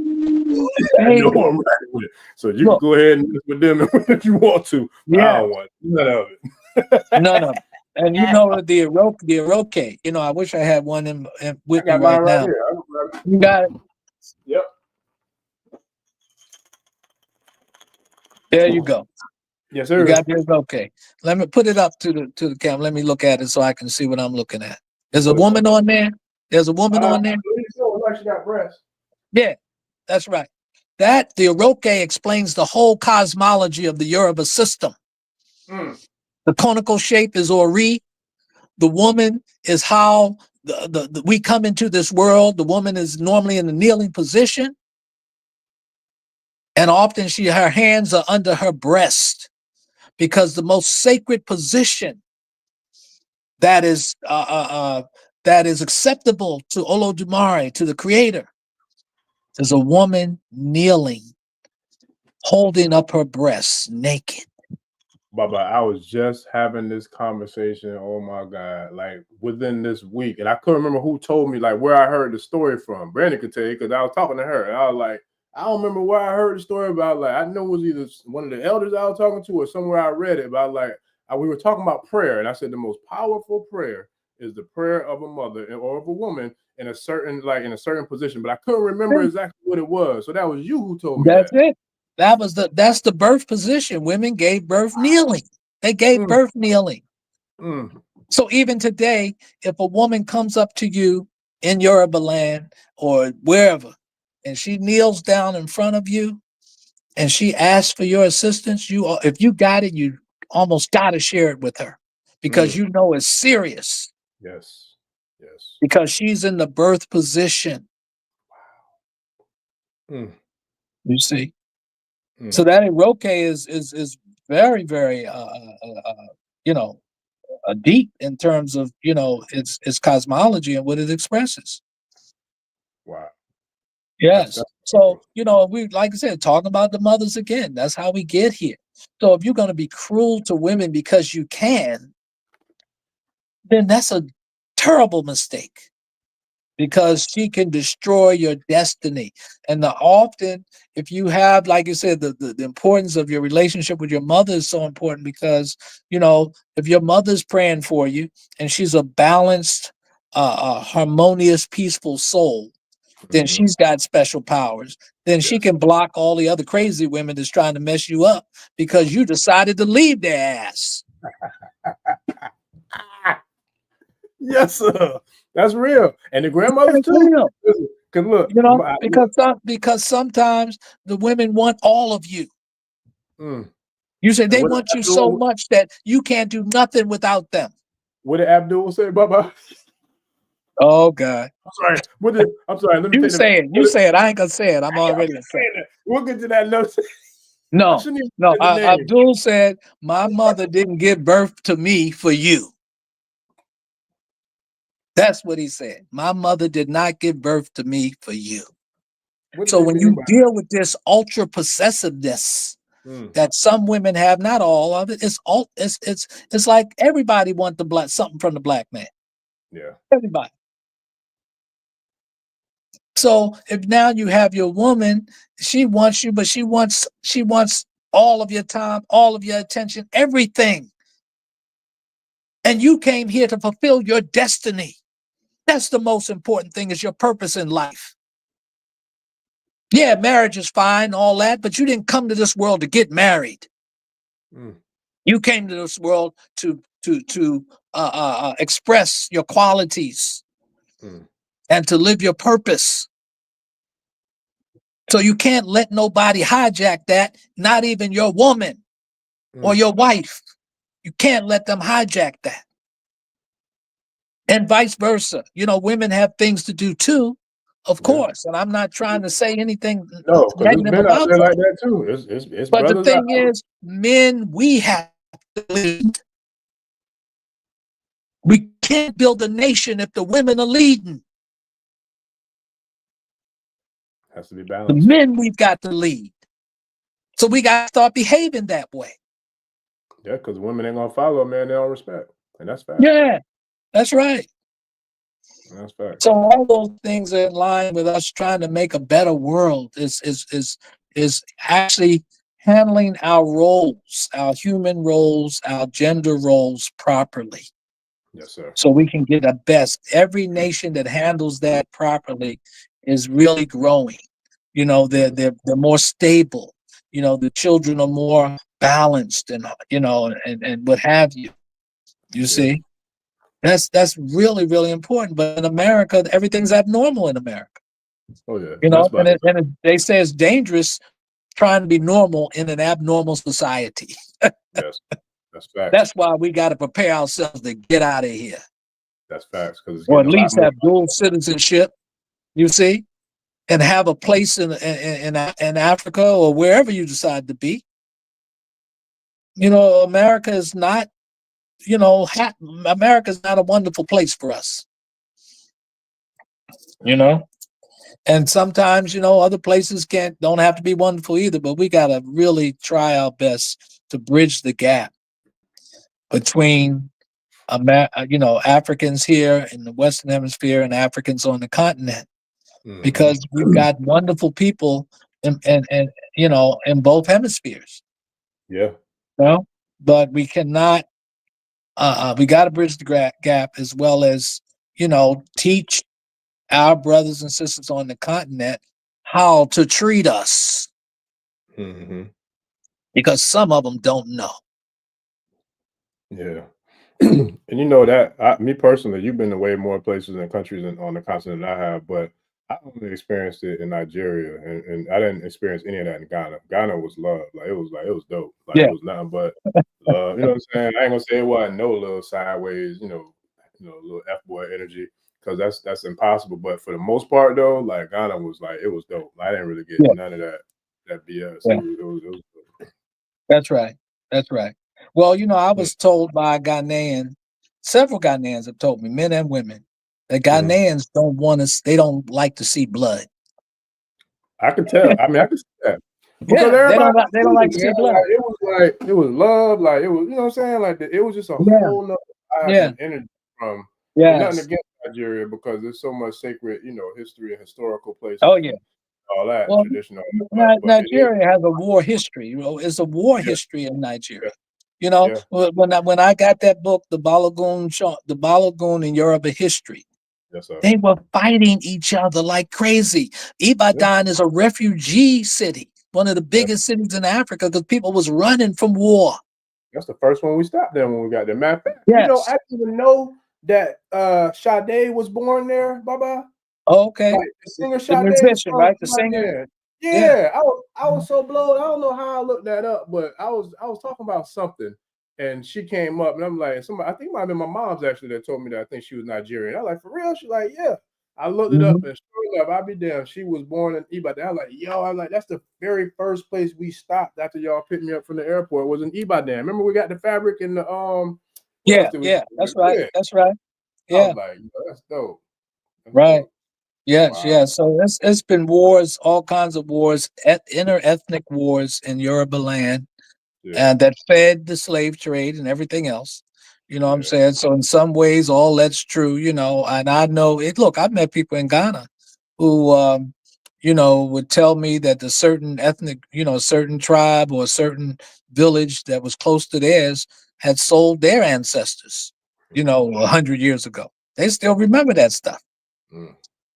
So the tensions are still there, the tensions between, different ethnic groups, and it's like the people in Chicago, the black people in Chicago don't like the black people in New York, that kind of thing, or they got some sort of history because of fighting each other, what have you, and the tensions are still underneath. But, the younger generation that's coming up, because we know that, the African population now is like, most of the population really is like under 25 and younger, so they don't have the memory of a lot of the older people. So it's bound to change, just like you have the new leader with it, Torre in Burkina Faso. I'm saying he's a young man. Like 20, I don't think he's in his 30s yet, is he? Maybe he's in his 30s. Yeah, I think he's like between 34, 37, somewhere around there. But he's a very, very young man. But, the youngest president on the continent, but he has the vision. Now, it's probably he's got wonderful advisors around him. Has to. He has to. I'm sure he got a heavenly host of elders, man. He got some elders. Brilliant. He got big time spiritualists around him that can see. He got all this going on. Because in Africa, I don't care if you're a Muslim, you're working with the spirits. If you're a Christian, you're working with the spirits. If you're a traditionalist, you're working with the spirits. Facts. That's what they do over there. Everybody can see. There's a lot of people can see over there. And they ain't got to be throwing no oracle or doing nothing. No. Them Egun speak to you, baby. That's fact. They speak to you. Oh yeah. That part. Speaking of that, Baba, before I forget too, shout out to brother Nkosi. He was asking the question earlier in regards to when you were doing the divination and the clients, ex or whoever it was that was in the ancestral realm came to sit with Ifa. So Nkosi wanted to know, did Ifa answer? Did you ask the question for the brother who came that was in the spirit world, or did you not ask the question? Yeah, I did. Yeah. He had a question. He had a question. That he wanted to ask Ifa. So he told the woman who was sitting there, and the woman told me what he wanted to know. Wow. So I asked Ifa about it. Now I never had that happen before. That was the first time. That's deep. Listen, oh my God, that's that was deep, man. really interesting. That was interesting. Yeah. So I think one of the deep experiences that I remember was, a client came to me, and the client, it was clear that the client had, somebody had did some very negative things to him. Let's put it that way. But the interesting thing was, of course, because you don't really want to tell the world what happens in your divination for other people. Yeah. But the thing was that somebody had put something on his body, or he drank something or ate something, and all of his skin, when he rolled up his sleeves and rolled up his pants and everything, lifted up the back of his shirt, all his skin was snake skin. His skin was turning into a snake skin. And I told him, I said, look, man, this is above my pay grade. Listen, I got to send you up to the next level. I know that's right. You got to go to Haiti. You got to go to Africa. You got to go somewhere. But he was from one of the islands. Wow. You know what I'm saying? So they got that kind of magic down there too. Yeah. Oh yeah. But whatever he had, somebody got him by putting something in his mouth. He ate something for that to happen. Yeah, all of his skin was turned into snake skin. I mean, for real. Oh, I believe. Listen, that blew my mind. I said, "Oh, let me slow down a little bit." I don't know if you remember, but I remember I had a little situation when we was over there that where I saw some stuff too. So yeah, it's a real thing. It's a real thing. Yeah, and the healing is real. We had a guy this guy was bleeding profusely out of his anus. You talking about recently over in Lagos? Yeah. You telling me about that? Yeah, you told me that story, man. Bleeding profusely out of his anus. He was laying it. Oh, the Rabba, the yellow day. She's a nurse. A lot of years of experience. She was like, "Oh, we got to call the doctor right now. Call the hospital. Get an ambulance right now." And the Rabba coolly looked at her and said, "I got this." He said, "I got this." You can tell me about this story. And whatever he did, in 15 minutes, that boy was sitting up straight, no more blood. Whatever he did it, boy. And I said, "Praise Orisa." Yes, sir. Because he said he was about to transition. That's how bad he was. Yeah, it was that bad. Yeah, I mean, we just talked about that since y'all been back. This was recently. He told me that story, so I know. Yes, that was something that we all witnessed right there. And so that way, I said, "Okay, well, this man is real." He comes from a family of. As a matter of fact, his family is from Ilobu. Well, you said his brother was my that's one of his kinfolk. You know what I'm saying? So it's some really fantastic babalawos in Africa, and they have all kinds of knowledge. But some of them don't know how to treat us. That's the problem. Yeah. The problem, you got to treat us better. Don't look at us as an ATM machine. Right. We coming home. We coming home. We want to learn and exchange, but we are exchanging. We're exchanging our money for your knowledge. So you better treat us fairly, else we will draw our money, baby. No, that's right. That's facts. So it's time for that. It's time for that conversation. Yeah. And we as elders have to have that conversation with the elders over there and say, "Hey, come on now, we got to do better. If you want Isheshe to grow in a way where we can reconnect and bring about a certain reputation that's needed and stop being fish in a well that's swimming around in a circle. We want things, it's time for us to make an impact on the world through activity, political, economic, social, and we have the power. We can do it. We just got to pull the trigger. We just got to pull the trigger. What are we scared of? Not a damn What are thing we scared of? You say, oh, no, well, we can't trust. Yeah, you're right. It's a lot of people you can't trust. So if you can't trust it, you do it. You take the lead. And the people will see you leading by your example, and they will eventually jump on that moving train, baby. Yes, sir. But it's our fault. If we wait for somebody else to do what we know needs to be done, that's our fault. Yeah. That's our fault. Yeah, that's facts. I got one more question too from the tribe, Baba. The question was, hold on, let me find it again. Okay, what and Kosi said, can you touch back on the Akashic Records? I guess he was saying, like, in regards with earlier when you were saying, like, the ability for us to kind of tap into energy or, you know, frequency in regards to Well, I wish Astarius was here. He could tell that better than me. But I know what I was taught that the Akashic Records are, you know, the information like in, you know, like you have the cloud, you know, and you can tap into the cloud. It's supposed to exist somewhere between the etheric realm and the astral realm.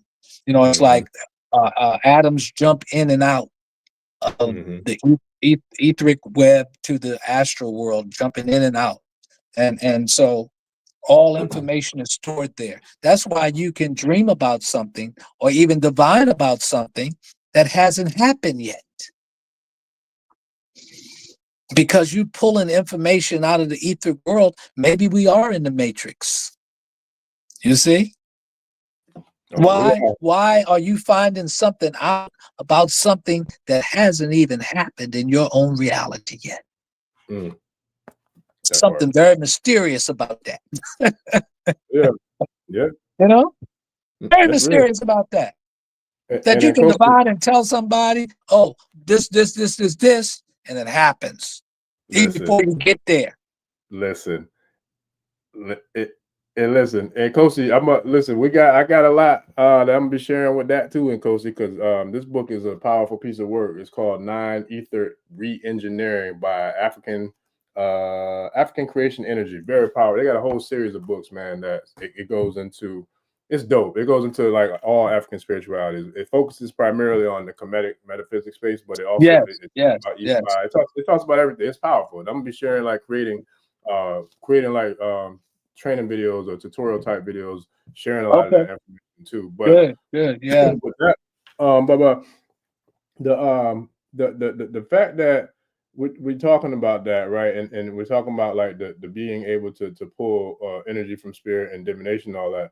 That's one of the number one things that I do for people, especially like the new people or new clients that get referred to me in regards to divination. Sometimes they want to give me some sort of heads up, or they want to give me like some sort of information. I'm like, I don't want anything. I don't want you to tell me nothing. I don't want to know nothing, because I want you to know that how real, the message is, how real the oracle is. So that way, as soon as I dive in, you know what it is, because you know it relates to whatever's going on. You know what I mean? So I'm like, I don't want no heads up. I don't want none of that, because Orimila going to tell me what it is, or he's going to tell you what it is through me. So I'm not even, what I'm saying? I don't even really, I don't want to ask them not to tell me, because I'd rather Orimila tell me whatever it is that I need to tell them. And that's how powerful the oracle is. It's profound. Yes, that's how it is. It's very powerful. As a matter of fact, when I was in Ghana, I dealt with an Okonfo, the Akan traditional priest. I dealt with the Voodoo, because they have a town there. I think it's called Nokoko, which means something about like be quiet, something like that. But Benin is not too far from the eastern Ghana, borderline. You got Togo, then you have Benin. So you have people of the Voodoo tradition there too. And so you watch these priests, but the gods come, they get possessed by the deity, Mm. and they divine that way. They may use an oracle too to like, to assist them. Mm-hmm. But I'm telling you, when them gods come, It's real. and you see them come, and when they speak, you know. It's real. You already know it's real. And they don't always use an oracle right away. They may use an oracle somewhere in the process. But, Mm-hmm. I am very impressed with what I've seen in Ghana. Oh yeah. They ain't doing Ifa as a system, but Mm-hmm. the Ifa is there. I think they call it Fa there or something like that. Mm-hmm. But Think it is. all these other African systems are valid. And And they're all they're related. powerful. It's like we have to acknowledge the Pan-African aspect of spirituality. Yes, sir. And not say, oh, well, you're 95, you can't tell me that. Shoot, boy, let me tell you something. Yeah. Africans have developed because of our intuition and we're non-ether beings, as it says, right? Something like Yes, that. sir. Yeah, that's exactly what it says. Yeah.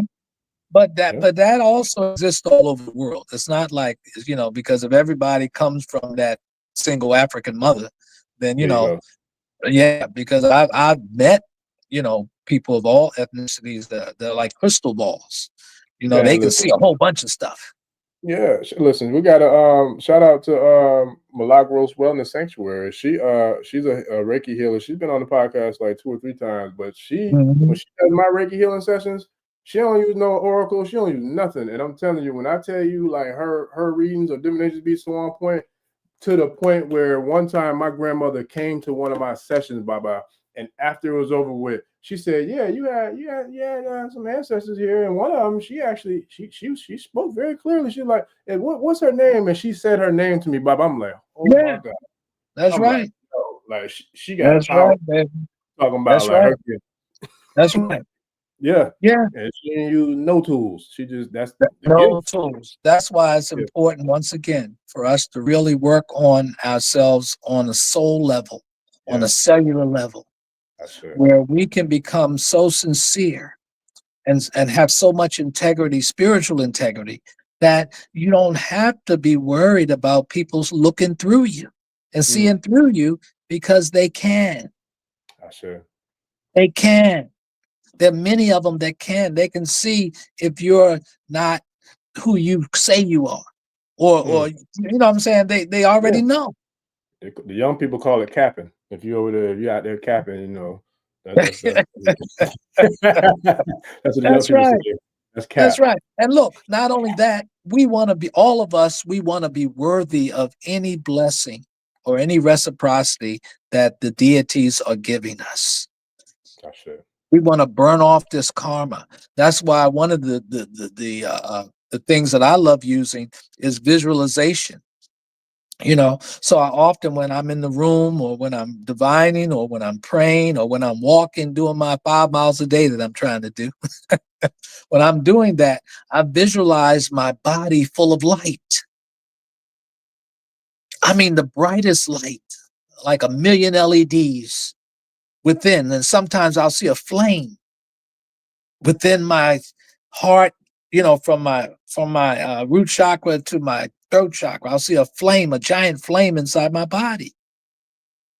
And nobody's going to tell me that it's not burning up my karma. It's not burning up negative energy within me. If you practice long enough, you'll get results. You'll know it. You'll feel it. Because once again, if there's anything that's to be remembered from this podcast, is that the greatest success in your life is how you feel. That's what we're looking for. We're looking for a feeling of peace, harmony, and balance within ourselves. And Bar may not get you there. You've got to get yourself there. That is the Bar. That's the sacrifice. You sacrifice your animal instincts within you. You're Right. sacrificing the animal instincts within you for celestial celestial qualities and experience. Yes, sir. Yeah. So as we've talked about before, I think I mentioned before, we are hoping to encourage people who are practicing African spirituality in whatever mode to move toward, pitching yourself in, being pitched in. And, of course, we're doing an Ifa meditation temple. We're working on that now as we speak, where we're going to, use that process, because a lot of people don't have to meditate, because a lot of people already know how to go in. The meditation is just a process to get in. But once you know how to get in, you don't need to meditate at all. Because if you remember that blissful feeling, then you can go right to it. And it was Oshun that gave me that first blissful feeling before I even knew anything about scientific meditation. I realized, I said, oh, Oshun showed me this. Oshun had me experience this many years ago, right after my Ifa initiation. Speaking of Oshun, I wanted so she oof, boy, she been ever present around me. And the amazing part about it, I didn't realize, I wasn't thinking about it, that your mother and Baba carried his mother's Oshun too. The other night I was doing Oshe Ifa, and I was telling him on the live last night, I promise you, like literally as I was opening up to appease Ye Oshun, I'm ringing my bell, he texts me and my phone lit up. I'm like, yo, that's nuts. Because mind you, me and him been talking about how influential she's been in both, with both of us, off air, off the podcast. And it's like the fact that I was just getting ready to, like, literally to give her my offering, in reverence on Oshe Ifa, or on her day too, but in honor of Oshe Ifa. And then he texted me, I'm like, yo, that's nuts. But I'll tell you another thing. When we were over there and we were at the Grove, and the whole thing was magical. Like, it was a phenomenal experience I'll never forget. It was beautiful. But I'm gonna tell you where I almost lost my ish is when I went to gather the bag.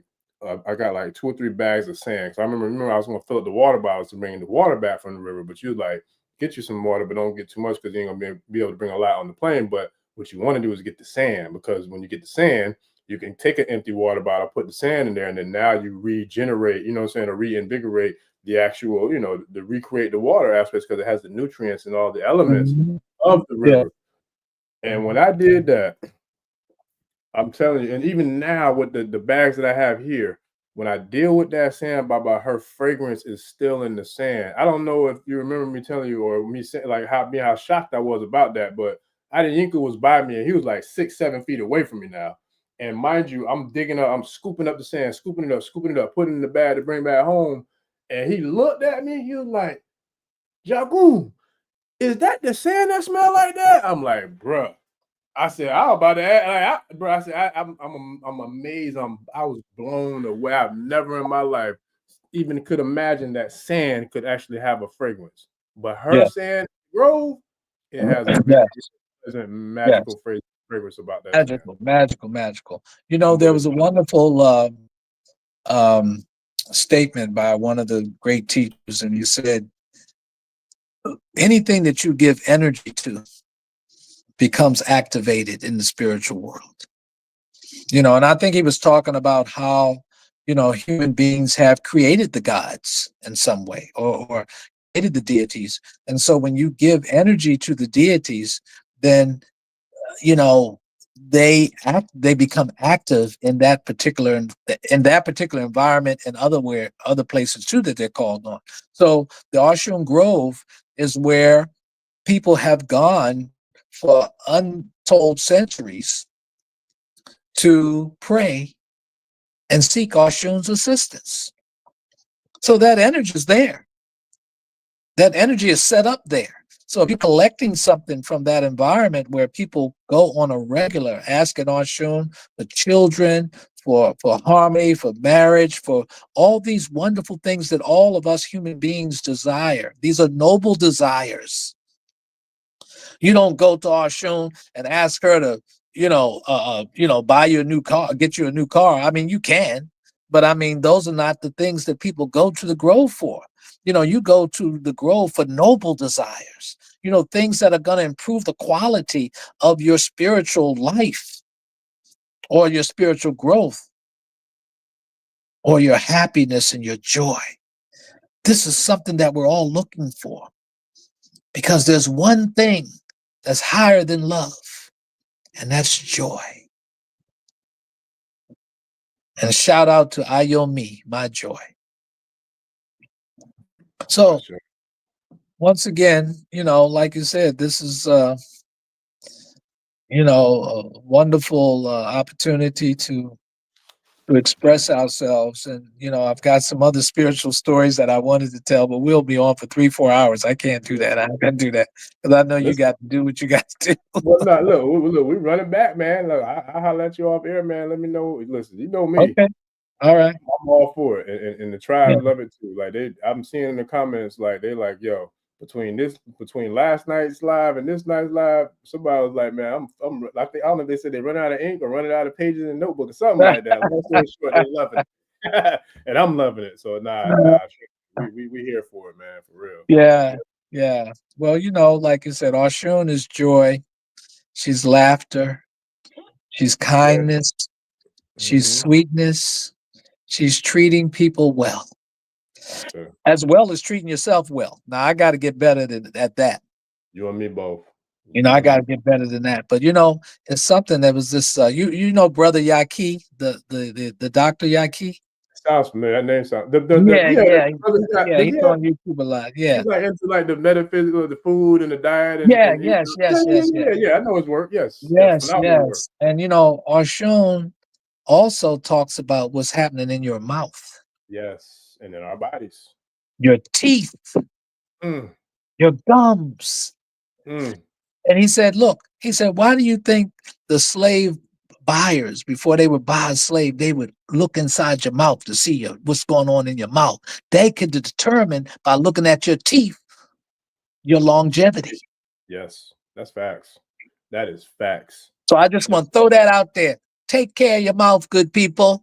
Take care of everything. Take care of your mouth first and foremost, because that's where the food enters, right there. Yeah. I've heard of people getting infections, unfortunately. It's heart disease, and all these other problems are hooked to the mouth.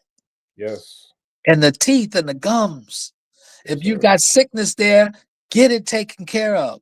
Try to go to a holistic dentist if you can. That's what Dr. Yaki said.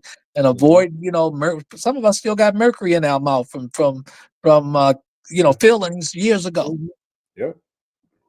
Take care of your teeth, take care of your mouth. That's an Oshun thing right there. Yes, sir. And that will help us, because we have to have longevity. If you came to this world for a purpose, you want to live long enough to fulfill as much of that purpose that you can in good health and decent health. Sure. You see?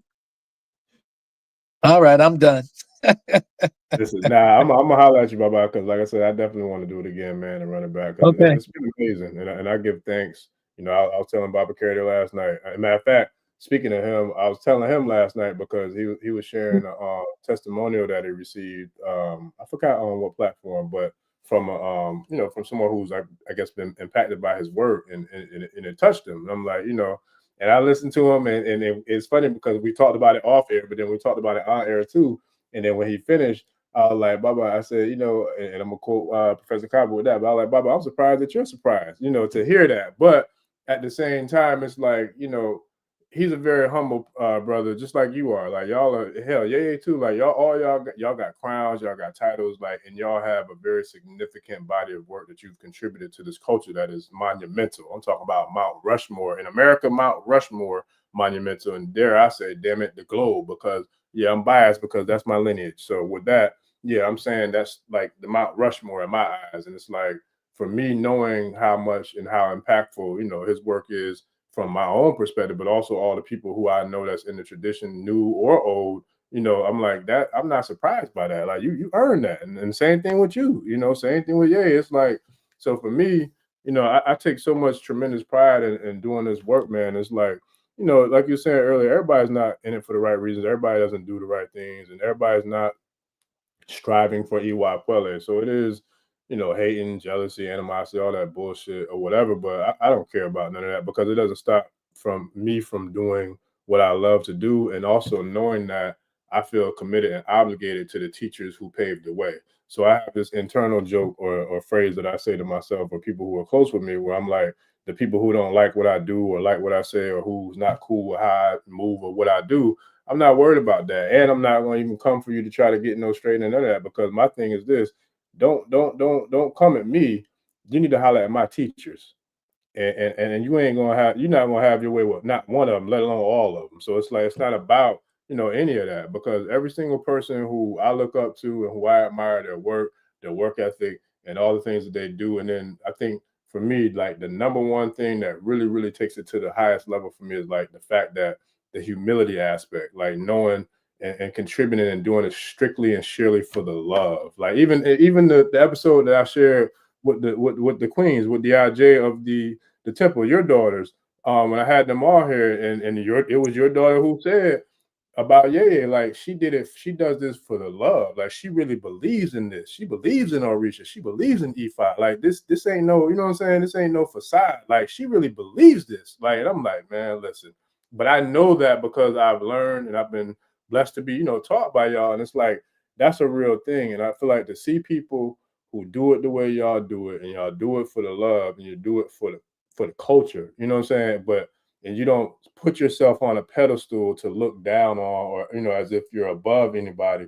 That's what I admire the most. That's what I respect the most. And that's what I love the most, because y'all are a shining example of what and who we should be, or what we should strive to be in regards to us. United we stand, divided we fall, you know, moving together as a unit and as a culture. And there's so many other people who's doing it a different way because they want to be the person who's above the rest and the person who is higher than the most, you know what I'm saying? Or flashy, you know, all that, whatever that bullshit is. But that's what I appreciate the most about you, about Baba Canedo, and all the other elders that we've been blessed to have on this channel, is that everybody does it for the sheer love and for the embetterment and the upliftment, empowerment of. Well, we're in the evening of our lives. You know, we're supposed to do this. You know, it's our duty. You know, and it's easier once you get older. You know, look, I'd have made countless mistakes on the way. You know, things that I wish I had never did, or things that I didn't have insight. Maybe I didn't know I was making a bad decision, but my intention was good, but the decision was bad. And that often happens in life. You can have all the good intentions in the world, and, you know, things can go left. You know what I'm saying? It don't turn out well. You have all kinds of misunderstandings and what have you. But thank God, if you know, Olo Rune gives us a chance, Olo Dumari gives us a chance to live long enough to kind of, you know, streamline that, you know, become better at it. So a wonderful person at 45 is going to be a super wonderful person at 65. You see? So you're going to change, and you're going to grow, and you're going to expand, and you're going to elevate as your journey continues. And you want to do that every day of your life that, you know, that you're fortunate enough to have. And then, you know, you leave the body and it'll continue on the next plane, you know, in some way. But yeah, thank you for inviting me. It's been a while since I've done this. And, you know, we pray that we ask people to support the office of the Balogun Sango USA. We are doing programs and projects for people with disabilities in Ghana at the Accra Rehabilitation Center, which was established by Kwame Nkrumah. It's a boarding school, and we're raising funds for all of the departments: cosmetology department, shoemaking and leatherwork department, art department, beadwork, furniture making, all the different departments that they have. You got blind people sewing clothes, blind people doing intricate beading work. So we are asking for your support. We should be up now. It should be on our website. Our website is up now. Just go to Office of the Balogun Sango USA, and you can see what we're doing. And I think we have a PayPal set up now where you can make donations. It could be $5. It could be anything. But our money goes a long way on the continent. And then, of course, the scholarship program in Nigeria for the Isheshe school in Ejibo, the only Isheshe school in all of Osun State. And you know daggone well they need to have more. And they, so we're proud to come and contribute to the lives of these children who learn the curriculum and Ifa, boys and girls, 4 years to 7, 8 years old. They don't have a bathroom. It's 62 children in the school and there's no toilets. So we need to bore a hole and dig a well so they have water on that school site. Come on, help us. Help yourself. We can do this together. This is not the office project. This is all of our project. And we need to do that. If you're having issues with the EIME causing you problems, then hey, do this work and the EIME will support you because they love children. Let's take care of the children and the most vulnerable people in society. Ashe. And shout out to all the children of the Ifa School of Ejibo. I had a phenomenal time, and I'm gonna share that. Excuse me, I'm gonna share some of that footage too with the tribe. But shout out to Mr. Adebayo, man. Listen, I was just talking about him recently too, the blind genius. Who was I talking to? I was talking to somebody recently, and we were talking about, and you remember this, man, and it was like, dang, well, I can't remember who I was talking to. I'm getting mad, I can't remember. Anyways, we were talking about when we first got to his house when we was there, and I remember walking in, and mind you, we had spoke on the phone. I don't know how many times, several times before then, but that was my first time meeting him in person. Him and his family, and we shook hands. I remember shaking hands and hugging him, and then after we finished embracing, he was like, "Orisa, baby, how tall are you?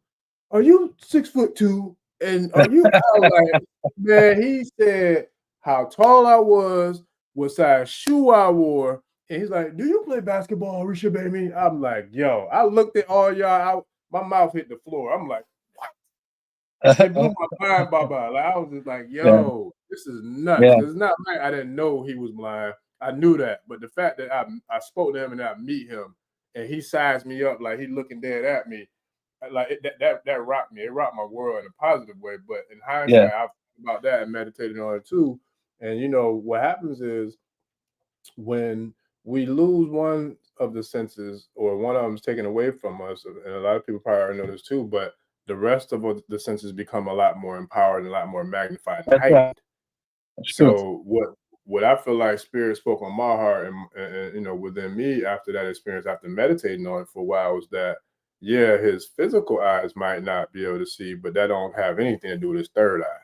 And that goes back to what I ended the call last night with too, about the body being the Ori. So it's like that's the significance and the power of not just Ori and energy and Ifa and Isheshe, but in spirit, but it really is the significance of, I feel like, the power of the creator, because he couldn't see with his physical eyes, but he could see with his third eye, his mind's eye. And I feel like that's how like Ifa or any of the oracles do when they're able to like put together the message that there's no possible way the messenger would have known that message unless there was a supernatural or superior energy or entity or frequency at play. And that's what we are, and that's what we are children of. And that's what, I think I give thanks to the creator for you bringing, that ashe and that wisdom here today, man. We give thanks to you, Baba. Appreciate you. Yes, thank you. Yeah, All one right. more note, if I could. The Three Good Heart Foundation's name has been changed to Aredu Trust Foundation. How you spell that, Baba? AREDU. Aredu Trust Foundation. It was just changed within the last 2 weeks, maybe 3 weeks total. Yes. Okay, got it. And Aredu has to deal with Adire, and the different types of traditional cloth that people make. I can explain it to you later, but that's the name. So it still shows up, I think, at Three Good Heart on the website. But Aredu Trust Foundation is the new name. That's the name of the NGO that I'm the co-founder of. Adebayo's the co-founder, and Abdul Thani is the co-founder. Yeah. That's good. Yeah. All right. Well, look, I got to go to bed. So I don't want to be up all night. I got to go to sleep. Listen, I got to get my rest. That's my Odu. And next time we'll discuss that Odu Irete Otura. Listen, That's my you sound Odu like Ifa. Professor And Paul, what's so boy. funny, in Retio Torah is the reading for the world that came out of Oyotunji.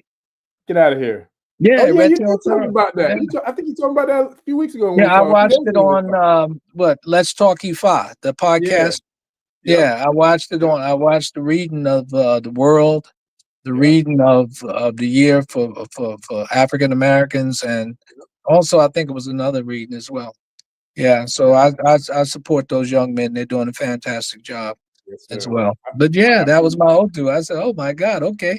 I remember when you told me that. And you know what? And I'm gonna give them a shout out too, because it's funny. I actually was watching one of their shows Saturday, I think. I forgot the doggone title of this particular show, but it was dope though because they was talking about, and that's something me and Baba Carey have talked about before. But they was talking about like the significance of keeping your shrines clean and like and like not get too, I think, like caught up in like having to feel like you have to do every single O'Shea day. You know, it was just a dope conversation. But Oh yeah, shout out to them brothers too, man. I love to see people yeah. who's You will like that. Maybe you can call them, see if you can interview them. Yeah, I'm gonna try to set that up because I'm gonna tell Yeah. you. Shout out to matter of fact, shout out to Adeyemi. He actually told me a while back. He was like, "Yo, I watched their channel. Their channel is dope." He was like, and of course, y'all ride with you. Like, man, y'all, you need to see. I need to see if I can set y'all up. Maybe y'all can do something together. Yeah, So, that's right. yeah, That's right. I'm all for it. Yeah. Collaboration, Let's collaborate more. collaboration over competition, Collaborate man. more. Yeah, and also you have your program with Dr. Smalls on the 16th. Is it the Yes. 16th or the 17th? Yeah, no, it's the 16th. I'm glad you said that. So In yeah, we got the Jacksonville? yep. Shout out to St. Kofa 360 720. Shout out to brother Umar. Matter of fact, I was talking with him today. Yeah, we got the Baba Smalls event coming up next Sunday, family, which is February 16th at 1 p.m. in Jacksonville, Florida. Matter of fact, that link is on the channel for sure. So if you look at the link on the homepage of Ashe and on the website AfricanSpiritualityExperience.com, you'll be able to get that the tickets for that if you want to come in person. And if you want to watch the replay, I'll be setting up the link for that as well. I wanted to get to it last night, but I had work to do after the podcast. But tomorrow I had a link for the replay as well. So if you can make it in person, those links are already up. For you to get your tickets to come in person. And if you want to get the replay, I'll have that link up for everybody tomorrow, man. And then shout out to Baba Carey as well because we're launching the OGC Institute tomorrow. We're going the first call will be tomorrow at 7 p.m. Baba and we've been putting in a lot of work to make this happen. So we're extremely excited about that. And so, yeah, family, we appreciate the love, the support. It's been nothing but love and support from the tribe, from the channel, for a lot of people from a lot of places, just showing love. So we appreciate you. And we appreciate you, Balogun Sango, man. I definitely appreciate it, Baba. I love building and chopping it up and just sitting at the feet of the masses, man. So I give thanks to you, Mudupoe, Baba. Otokwe, Ashe. Ashe. All right, family. So yeah, that's another episode. Did you have anything else? My bad. Did you have anything else, Baba? No, I'm finished. Okay. Well, yeah, that's another live stream episode of the African Spirituality Experience, family. We definitely appreciate all of y'all. We appreciate the love and support. And yeah, we'll be back I'm pretty sure we'll be back in a couple of days because we're gonna try to run Baba down and see can we make this happen again. Y'all said run it back, so we're gonna run it back. So with that, family, we appreciate y'all. Please like, share, subscribe, and we'll see y'all in the next episode. We out. Peace. Peace. Odabo. Ẹni tó gbàgbé ilé ṣàpò ìyàgbọ́ tẹ́ǹtì ẹni takísà ní tàtàn ò bá padà sílé anítìjàkọ ẹja lọ pé egun mo ṣe nígbẹ́rẹ́ ìpàkọ́ forsake not your ancestors and praise your